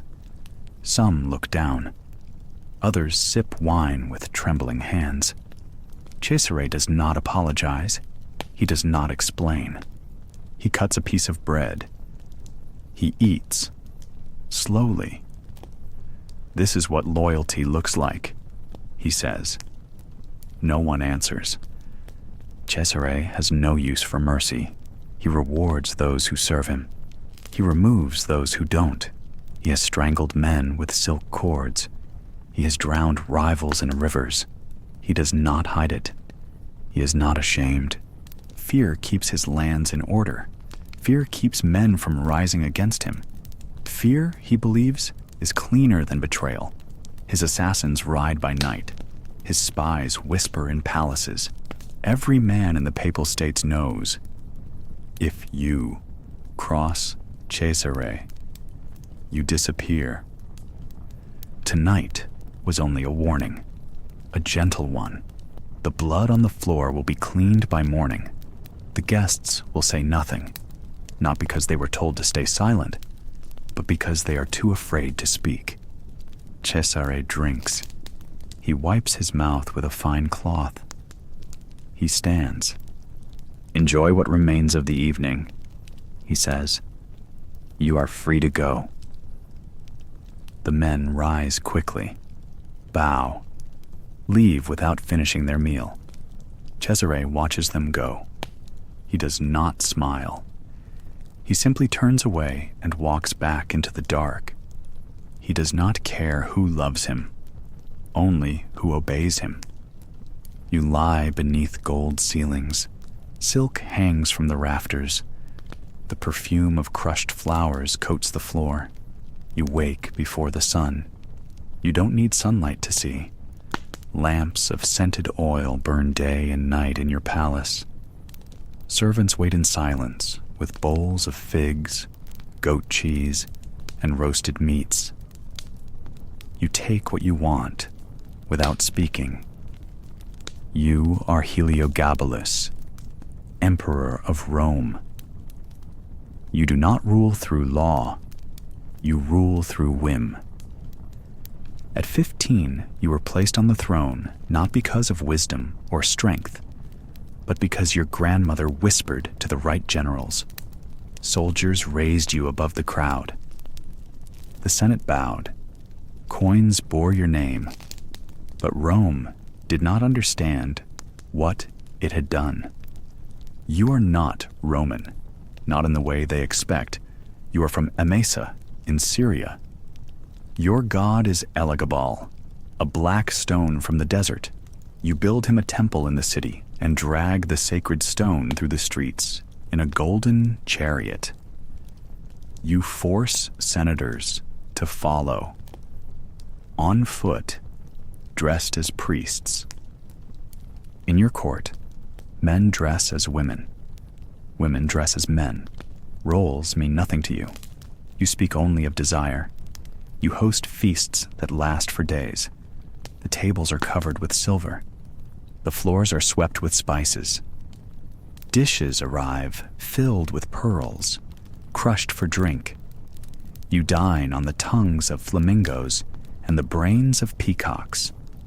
You never eat the same meal twice. You demand surprise. That is your law. You create rooms where the ceilings shift. While guests sleep, you release panthers into their chambers, then laugh when they scream. You build a banquet hall with false walls and hidden doors. From behind them, you watch. You study faces like paintings. You remember every insult. One day, You fill the ceiling with roses. A simple idea. A beautiful one. You invite the most powerful men of Rome. They recline on couches, drink sweet wine, and eat until their limbs grow heavy. Then petals fall. At first, they smile. Then the petals keep falling. Hundreds of thousands, then more. They can't see. They can't breathe. The smell grows thick. Laughter fades. Struggle begins. You do not stop it. You do not speak. You simply watch as petals become a weapon. By morning, a dozen men are dead, smothered, not by sword, not by poison, but by flowers. You call it art. Your empire does not call it anything. It says nothing, because it fears you. You keep your power through shock. You appoint lovers to high office. You strip generals of rank if they bore you. You force senators to gamble with their dignity. 1 week you are a sun priest. The next, a moon goddess. You claim to have been born into both worlds. You search for surgeons to make you a woman. You offer gold to anyone who can change your body. The empire watches in silence, but the silence breaks. Whispers grow louder. The guards at your door look away when you pass. Your mother, once your only ally, begins to question your safety. Rome tires of your games. Your final night is quiet. You do not know it will be your last. You drink wine. You speak with dancers. You demand a new robe sewn with emeralds. But at dawn, the Praetorian Guard enters. They do not bow. They do not wait. You run. You hide in a box. A soldier opens it. He sees not an emperor, but a frightened boy wearing a wig. There is no trial. There is no speech. You are taken to a ditch. Your body is dragged through the streets. Rome buries your name. Your temples are destroyed. Statues are broken. Your memory is cursed. But even in silence, your story lingers. You ruled for 4 years. You left no heirs. You built no lasting roads, no great laws. But the empire remembers your roses. It remembers your feasts, your masks, your gold. It remembers the fear of being invited to dinner. And now, as you drift into sleep, think of the lesson left behind. Power is not always about war. It is sometimes about spectacle, about confusion, about the fear of what cannot be predicted. Beneath the silence of history, petals still fall. The palace is silent. Outside, snow gathers on the roof tiles. Inside, your steps echo down long stone halls. You are Tsar Ivan, once a child who played with books and birds, now a man whose name makes others tremble. You are ruler of all Russia, but you are also father, and today, that matters more than it should. The throne room is cold. Fires do not warm it, no matter how high the flames. You walk with purpose. Your robes are heavy, trimmed in sable, dragging behind you. Servants do not speak. They bow. They vanish. You're not a man to be interrupted. In the private chambers, your son stands. He is young, proud, eager to rule. His wife is with child. He has opinions now. He speaks them aloud. He challenges your decisions. He questions your punishments. He defends those you would destroy. You warned him before.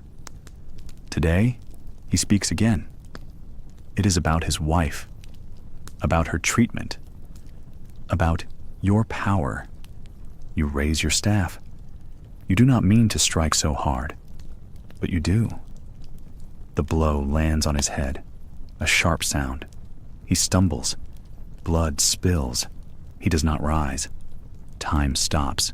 He gasps. He bleeds onto the stone floor. His wife screams. You fall to your knees, reaching for him, calling his name, but your voice cannot stop what has begun. For days, you stay at his side. You touch his hand. You pray. You command the best doctors. Nothing helps. He dies. Your son dies. The bells ring, but they do not sound right. Their echo feels distant, hollow. You ordered them silenced once, years ago, when grief came before. Now they ring too loudly. Now they mock you. This moment becomes the wound you never heal. You are no longer feared in the same way. You are not only Tsar, you are the man who killed his son. The people whisper. The court avoids your eyes. Even the priests struggle to bless you. You have ruled with force. You created the oprichniki. You dressed them in black, gave them the symbol of the dog's head and the broom. You used them to sweep away enemies, boyars, nobles, entire cities. You burned Novgorod. You watched as thousands died. You believed it necessary. You believed terror kept order. But no enemy struck this blow. No rebel caused this loss. It came from your own hand. In the months that follow, you change. You grow thinner, more bitter. You trust no one. You speak to ghosts. You question the stars. You see threats in every corner of the palace. Your rage grows sharper. Your remorse sinks deeper. The child your son left behind grows up without him. You never hold that grandchild with joy. You never speak of the boy you lost. Not truly, not clearly. Your legacy darkens. The land you ruled will not forget your victories, but they will remember your cruelty first. They will call you Ivan the Terrible, not just for your armies, not just for your laws, but for the silence after the blow. This chapter of your life is not written in battles or treaties. It is not counted in lands won or enemies defeated. It is marked in blood on stone, in the empty space beside your throne, in the quiet that falls when a father becomes a killer. You once believed you were chosen by God. Now, even in the cathedral, the icons seem to look away. You live for a few more years. You sign decrees. You plan campaigns. But nothing feels whole. Not since that moment. When the crown passed from father to son, it was meant to be a moment of glory. But there is no joy in succession now, only loss. This is what remains. A czar feared by many, mourned by few. A ruler who held all of Russia, but could not hold his own rage. And in that failure, everything changes. The castle is cold this morning. The stones beneath your feet feel damp, as they always do in late autumn. The servants say little. Their eyes do not meet yours. They bow, but their movements are stiff. Some drop their gaze entirely, as though frightened that looking at you too long might invite punishment, or worse. You rise slowly from your bed, its carved wooden frame darkened with age. The mattress is stuffed with straw and down, and you slept poorly again. Dreams came, but they were not soft. You walk to the window and look out over the hills of Upper Hungary. The sky is gray. A thin mist clings to the trees. Somewhere, a bell rings from the village chapel. It sounds far away. You are the lady of Saite Castle. You are Elizabeth Bathory. They whisper your name across villages, but never aloud, not in daylight. Your morning routine begins with silence. The maidservant brings warm water and linen cloths. She kneels, then leaves. No words. She will return only when called. You sit before a tall mirror. It is warped with age. You stare into it. The reflection shows a noble woman's face, still proud, still regal, but touched by time. Faint lines, pale skin. Your hair is bound tightly in a coif, and you smooth it without emotion. They say you bathed in blood, that girls were lured into the castle with promises of work and never seen again, that the servants heard screams, and that you recorded their names in a secret ledger. You never speak of it. You dress in silence. The fabrics are heavy. Velvet, wool, a high collar. Your shoes are narrow. The heels click softly against the stone floor as you walk, down the corridor, past the tapestry of St. George, toward the chapel. You pause there, as you do every morning, not to pray, but to stand, to listen. The chapel is empty, but the scent of wax and old incense lingers in the air. You breathe it in. It is the scent of a place that expects holiness, but rarely sees it. The steward waits by the great hall. He bows low. He tells you there is a message from Vienna, another inquiry from the Palatine. You nod. These letters come often now. Questions about land, about debts, about disappearances. You answer them in good time. Your lawyers know how to delay. You take a seat at the high table. Bread is served. Cheese, a small dish of preserved plums. You eat little. A girl enters to pour wine. Her hands tremble. She does not look at you. Her dress is simple, worn at the cuffs. Her hair is tucked beneath a scarf. You nod to dismiss her, and she nearly trips as she backs away. There are rumors, of course, too many to count. You hear them even within your walls, that you punish disobedience with needles beneath the nails, that girls were stripped and beaten, that they were left outside in the snow, that you laughed. You do not remember laughter. Midday comes. You walk through the halls of your estate. The cold seeps in from the windows. A falconer passes in the courtyard. His bird rests calmly on his arm. You once loved falconry. Now you find no joy in it. You find joy in little. Even letters from your cousin, the Prince of Transylvania, bring only fleeting interest. Politics, alliances, more blood. You return to your chamber in the afternoon. The mirror is still there. You sit before it again. The same face, the same eyes. They accuse you, this mirror.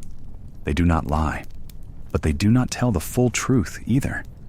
They forget your lineage, your noble birth, your education. You could read and write Latin, German, Hungarian. You owned lands across the kingdom.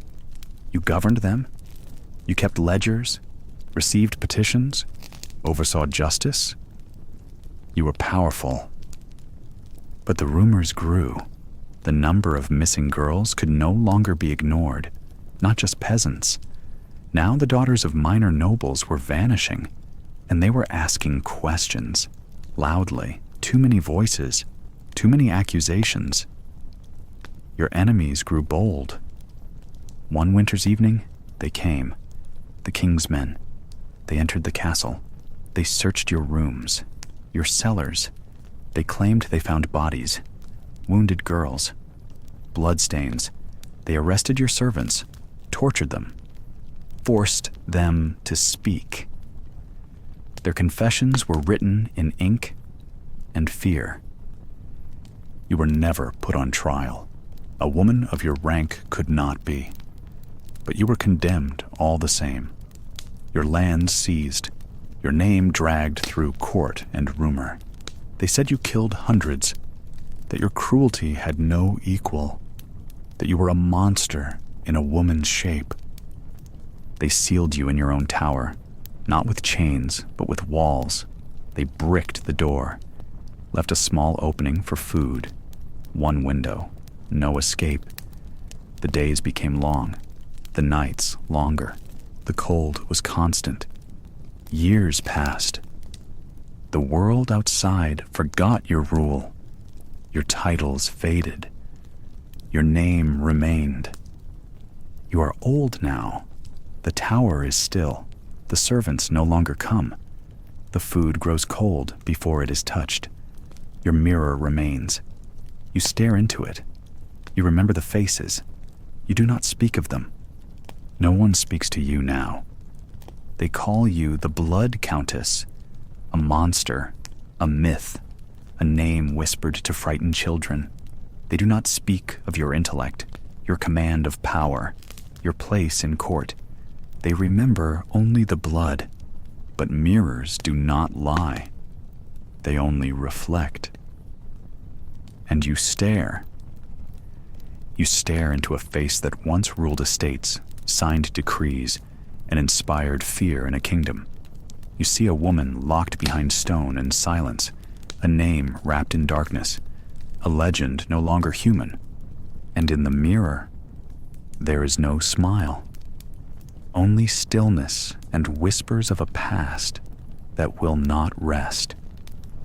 The town is quiet now, streets long since paved over with new stones.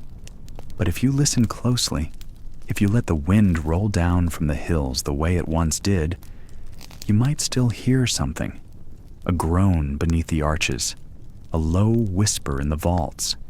They say it is just the breeze, but others say it is the past, trying still to speak. In the 13th century, the city of Verona sat under a sky of fire and smoke. Behind its walls, life was harsh, but worse than the hunger or the sickness or the endless feuds was the man who ruled it. His name was Ezzelino, the third da Romano. He was not a king in title, but he ruled like one, with the pride of a lion and the cruelty of a storm. He came from a powerful family in northern Italy. The da Romano name held weight, but it was Ezzelino who made it feared. He was not loud, he was not quick to show anger, but that made him worse. He was calm, cold, unmoving. And when he spoke, people listened because they knew what came next might be death. He supported Emperor Frederick II, a man already at odds with the Pope and much of Christendom. Ezzelino's loyalty to the empire gave him permission to take more than he gave. Cities, castles, lives, and with each new town he brought under his control, his punishments grew harsher. Justice, he said, must be swift. But what he called justice, others called terror. In Verona, there were rumors. Beneath the palace, hidden behind locked doors, was a room. It had no light. It had no stairs, just a pit, wide, deep, dark. He did not throw people in himself. He never had to. He simply spoke a name. A guard would nod, and by sunset, that person would be gone.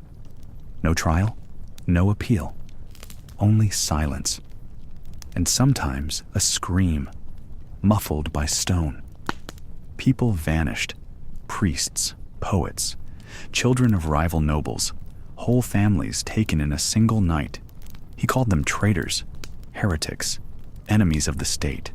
But there were too many, too fast. It did not matter if they had done something wrong. It only mattered if he believed they might. He trusted no one. He loved no one. Even his family was not safe. His own brother, Alberico, crossed him once, or maybe he simply hesitated at the wrong time. Either way, Alberico died in chains. Some say Ezzelino watched. Some say he ordered it with the same voice he used to ask for wine. The pit became legend.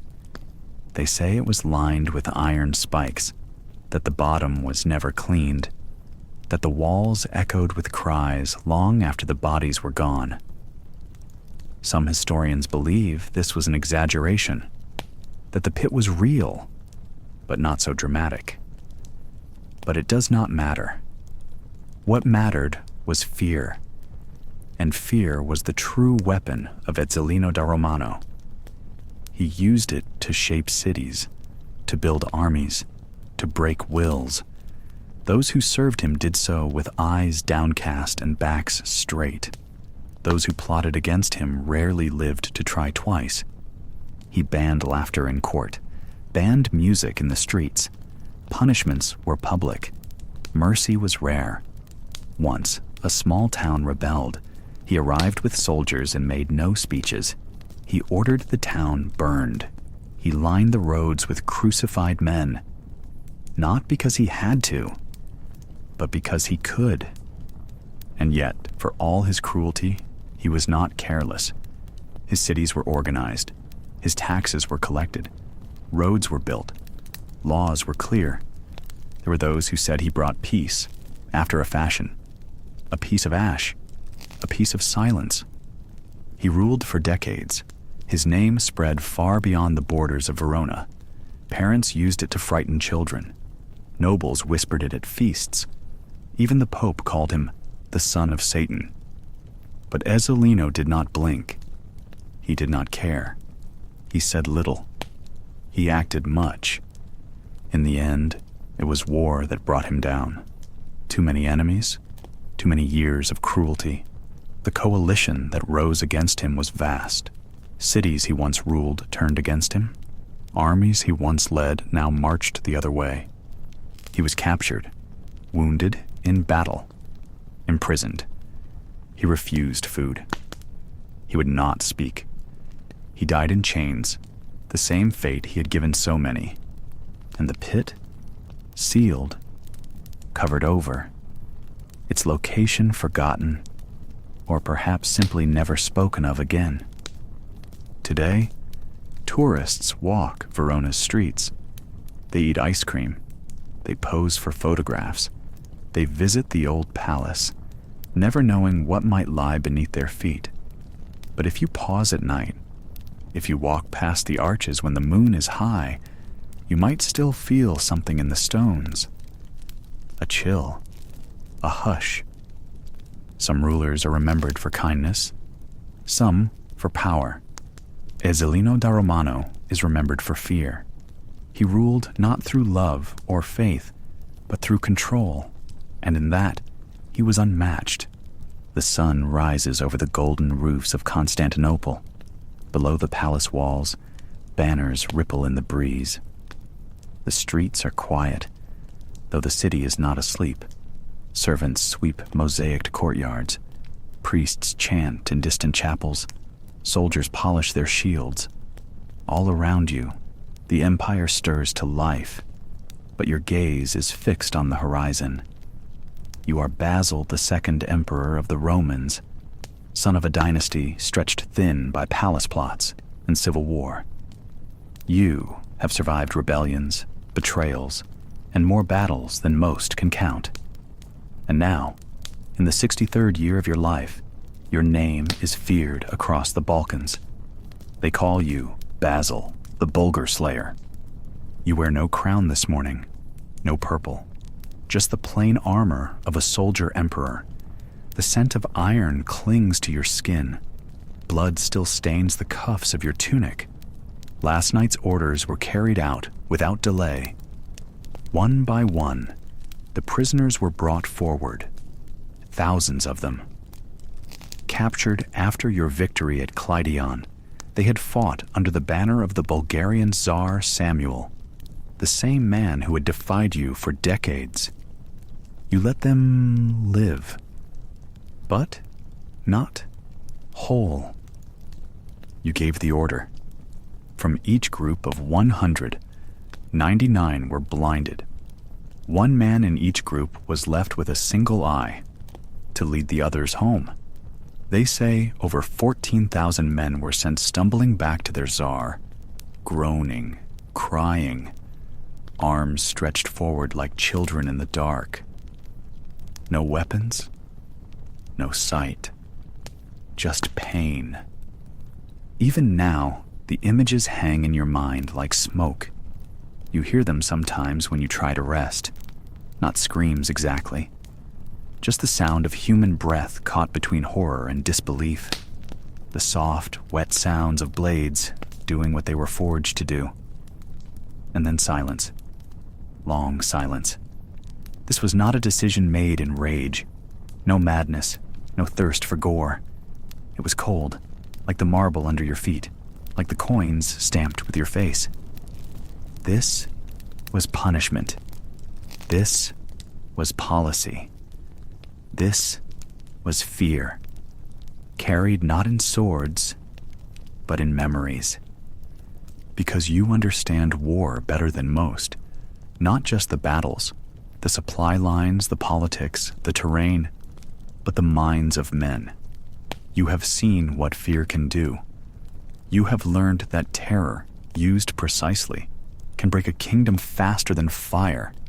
And so, you chose blindness. You made them walk, arm to shoulder, back to Samuel. And when they arrived, days later, stumbling and broken, the Tsar collapsed. They say his heart failed. Some call it grief. Some say rage. You do not care which. He died. The war ended. Your generals ask no questions. Your court scribes dare not record what truly happened. The church offers prayers for mercy, but you offer none. You were not born to be gentle. You were born to rule, and ruling is not kind. Later today, you will sit in council. The reports from the western provinces are troubling again. The nobles grow restless, but they always do. A few coins, a few marriages, a few veiled threats, and they quiet down again. You know how to manage them now. The throne has taught you. They do not remember your youth, the palace intrigues, the years when generals held real power, and you were just a figurehead. They forget how long you waited, how patient you were. They do not see the man who rode into Armenia, into Syria, into the cold Balkan hills to carve an empire from rebellion. They only see the blind men, the broken march, the cruelty. But cruelty is only one name for discipline, for resolve, for a single, unshakable vision of order. Outside, the sea breeze stirs the curtains. Bells toll in a distant monastery. You rise. The day will be long, filled with letters, petitions, complaints from bishops, and news from the provinces. You will nod. You will speak little. Your words are few, but they land like iron. You do not shout. You command. In the evening, you will walk the gardens. You built them with your own gold. Cypress trees line the paths. Statues of past emperors watch from their pedestals. You never married, no sons, no heirs of your body. Only the state, only the empire. You have given it everything. Your strength, your time, your heart. In time, the city will forget. New emperors will rise. The mosaics will fade. The palace walls will crumble. But somewhere, far in the northern hills, they will remember. They will whisper stories of the day the men came back, blind. Of the emperor who fought not just with swords, but with fear. They will remember your name, and when you finally rest, it will not be in soft sheets or golden tombs. You chose a humble grave, no statue, no grand inscription, just your bones in the earth, wrapped in the colors of an empire, forged by your hand. The night falls quietly over Constantinople. The candles are lit. The city murmurs. You lie down, not to dream, but to remember. Faces in the dark, marches across mountains, the soft crunch of snow under a soldier's heel. And always, the sound of breath. The breath of men who would never see again. It is early. You rise from a heavy bed. The room is wide, but the walls feel close. You are Henry, King of England, defender of the faith, lord of many, master of none.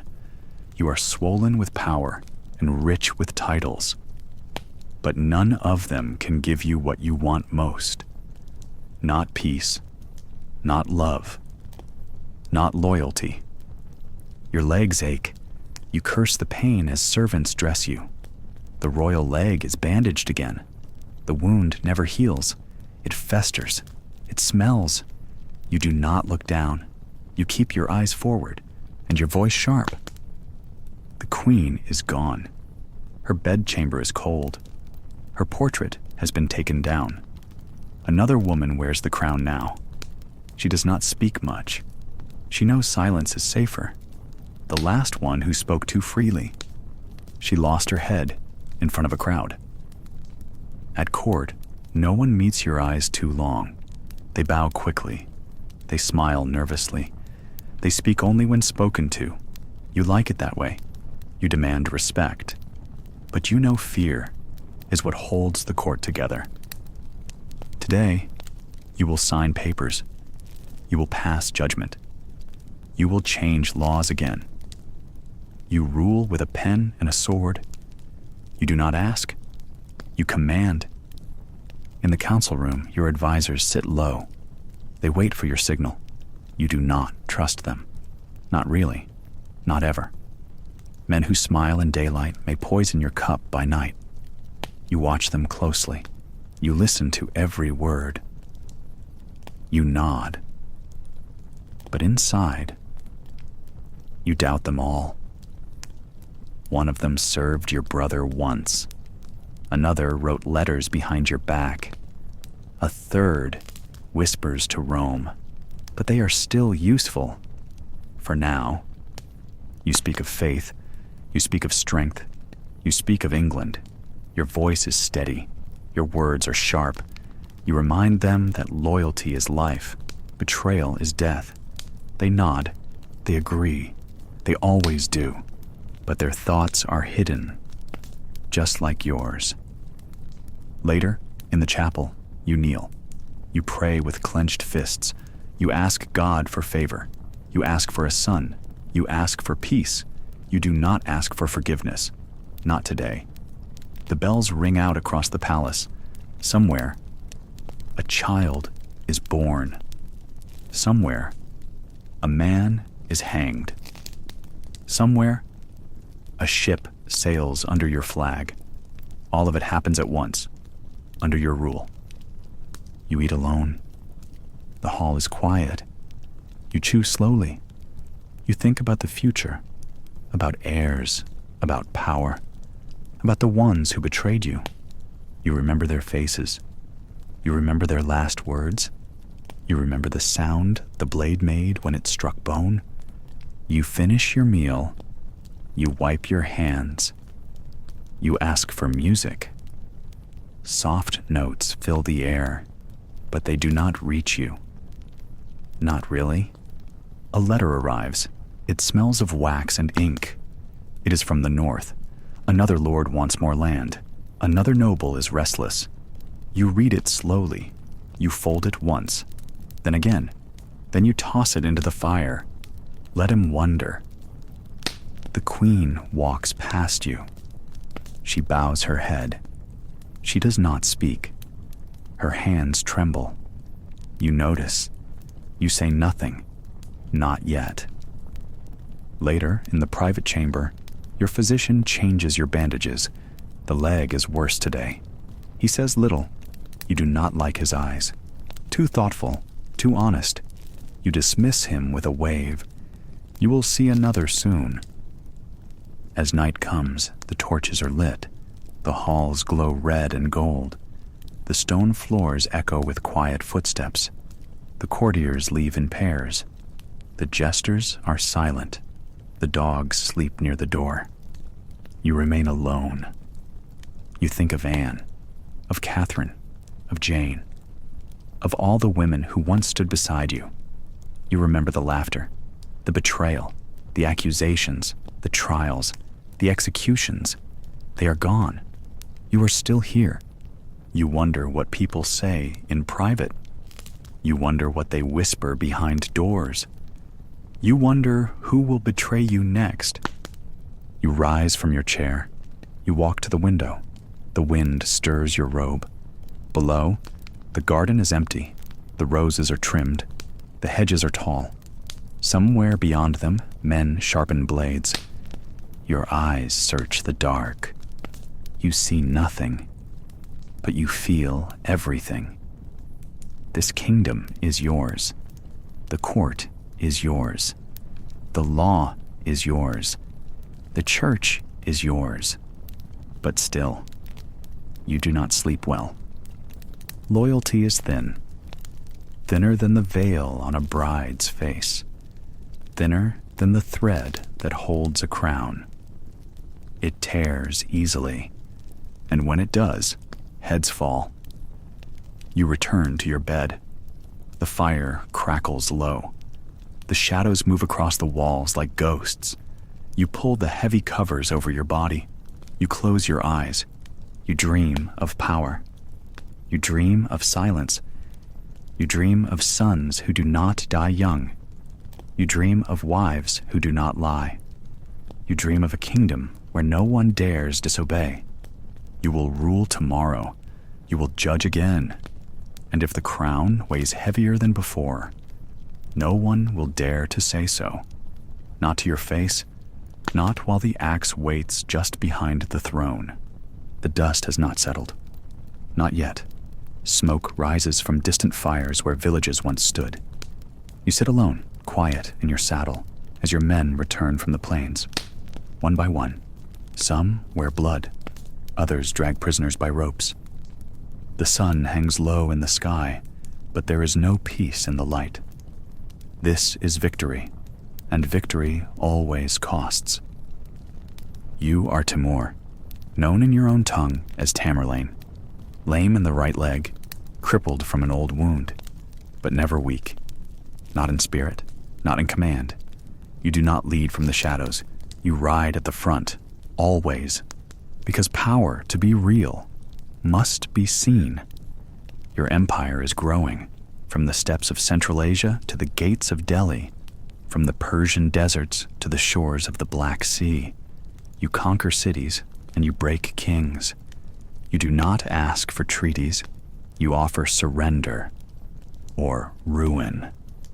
There is no third path, not in your court.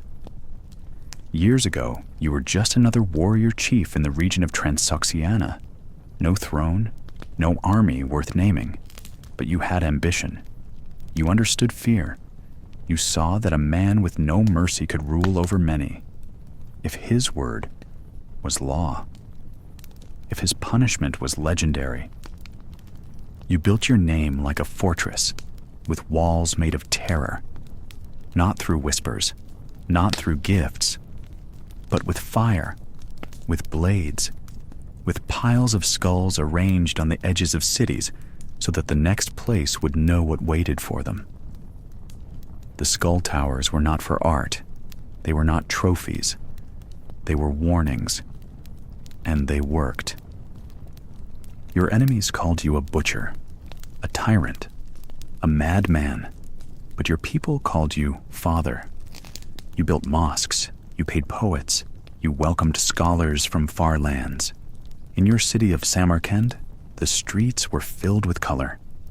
The blue tiles of your buildings caught the sun like frozen sky. You loved beauty, but only in chains. Today was another march, another city taken, another ruler who refused to bow. Your scouts rode ahead weeks ago. They reported wealth, fortified walls, proud citizens. So you came, not to negotiate, but to flatten. The siege lasted days, not weeks, not months. They were not prepared for your cannons. They were not ready for your patience. You waited day after day until hunger and fear softened their pride, and then you entered. No mercy, not this time. The gates fell. Your troops rushed in. The streets turned red. There was looting. then fire, then silence, and now you wait again outside the ruins for your soldiers to finish their work.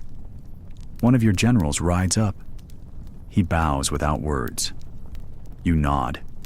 He understands. This city will not be rebuilt. It will be remembered, not by name, but by what stands in its place. A warning for others. You give the order. They begin to dig. Trenches first, then mounds. Then the heads are brought, some fresh, some aged. The tower of skulls grows as the day dies. You do not look away. You watch every stone placed. You want this image carved into memory, into myth. You are not cruel without reason. You believe order needs fear. You believe chaos must be answered with pain. If a city rises in rebellion, it must be broken. If a prince mocks your rule, his line must end. Only then will your banners fly without resistance. And yet you are not empty. You pray, you study, you recite the names of your ancestors. You believe your mission is sacred. You are not destroying for sport. You are reshaping the world. You dream of a single empire under one law, one voice, yours. The mountain of skulls is almost complete. At its base, the bones are wet. At the top, they shine white in the evening air. A monument, simple, stark, impossible to forget. You instruct your scribe to record the number. He will add it to the chronicles, not as a boast, but as fact. You want no lies, no false glory. Only truth, written in ink and ash. Night falls, the fires burn lower. You ride to your tent. Your robe is heavy with dust. Inside, a servant brings water. You wash your hands. You eat plain bread, a bowl of rice. No feast, no music. You are not a king of pleasure. You are a builder of empires. You take the scrolls from your chest. Maps, letters, reports from governors. You read every line. You plan the next march. You speak to your commanders. You demand discipline. Looters will be punished. Cowards removed. You allow no weakness. In the corner of your tent, the muezzin calls the prayer. You rise. You kneel. You whisper your thanks to God. You ask for strength, for vision, for the path ahead to remain clear. You believe you are chosen. You believe your hand is guided. Outside, the mountain of skulls cools under the moon. Wind whistles through the sockets. The silence is deep, final, complete. No voices remain in the ruined city. Only memory, only warning. Tomorrow, you will ride again. Another city, another march. The world is wide, but your name is wider. Timur the Lame, Lord of Asia, breaker of kings, maker of skull towers. And in time, they will say your empire did not last, that it cracked after your death, that it faded like smoke. But they will not forget your rule, or your silence, or the way your army moved like a storm across the earth. You ruled through fear. You led with flame. And tonight, in the dark folds of your tent, you sleep without dreams, because your work is not yet done. The air in the palace is still. Outside, bells ring in the morning, slow and steady. You are Empress Wu Zetian, ruler of China. Today, like most days, begins with silence. Servants wait by the door. None speak unless called. You do not allow noise to rise before you are ready. A silver pot steams on the low table. The tea smells of jasmine. You lift the porcelain cup. It warms your fingers, but you do not drink. Instead, you listen. Behind the screen, your scribes sit with their brushes and fresh sheets of bamboo. They wait for your words. They are not here to record truth. They are here to shape it. History is not made with swords. It is written with ink. You rise from your cushion and step toward the window. The court garden lies below, neat, silent, well guarded. No wind stirs the trees. The city beyond the walls is large, busy, full of noise and smoke. But you keep your chambers quiet. Stillness brings thought. Thought brings power. You did not begin here on this throne. You were once a low-ranking concubine. You served the emperor. You poured wine for guests and bowed when men spoke. When he died, you joined a Buddhist convent. But you did not stay. You returned to court. You returned to rise. They called you ruthless. They were not wrong. But what else could a woman be? To rise where no woman had ruled before. Now, the empire bows to you. The scribes shift their brushes. You return to your seat.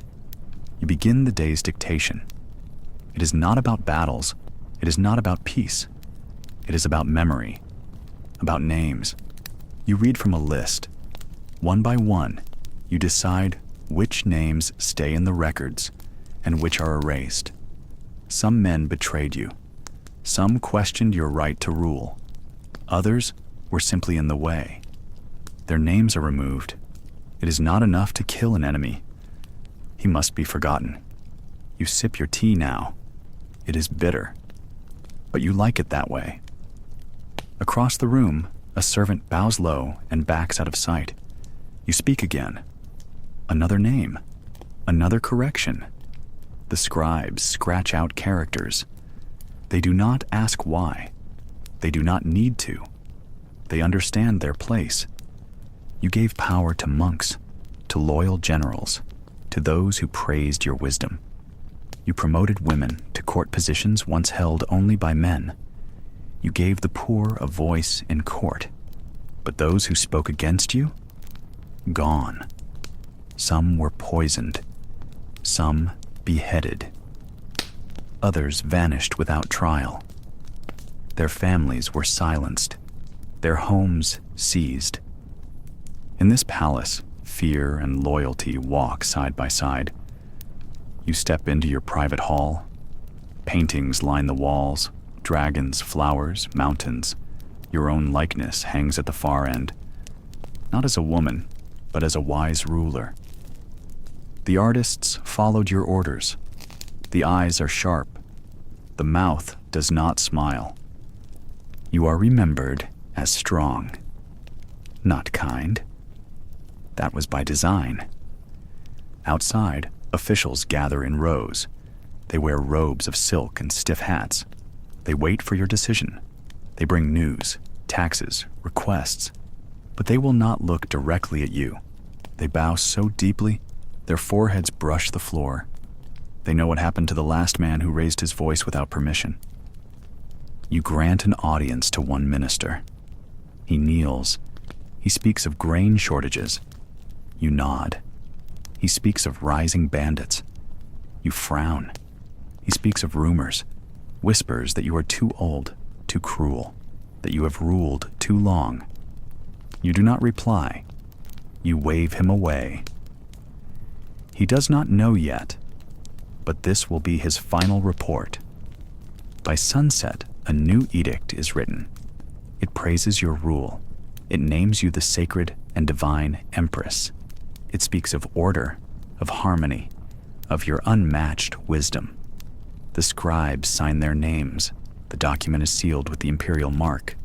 It will be read aloud in markets across the provinces. It will be carved in stone. You walk through the hall of ancestors. Incense burns at each altar. You light a stick and place it before your family's shrine. But you also pass by those whose shrines are empty. They were erased. No prayers are spoken for them. No names remembered. That is the power you hold. The power to decide who is remembered and who is lost. You return to your chamber as night falls. The candles are lit. The silence returns. You remove your headdress. Your hair is gray now. Your fingers shake slightly as you undo the fastenings. You look in the bronze mirror. You are not young, but you are not weak. Tomorrow, you will rise again. You will drink the same tea. You will speak more names. You will edit history one brushstroke at a time. And long after you are gone, your story will remain. Or at least, the version you chose. Because Empress Wu knew one truth better than any general: that history belongs to those who write it. And when the wind rises again and the hills are still, your oath will whisper through the stones. Thanks for listening. If you're already asleep, great. We've successfully lulled you to sleep.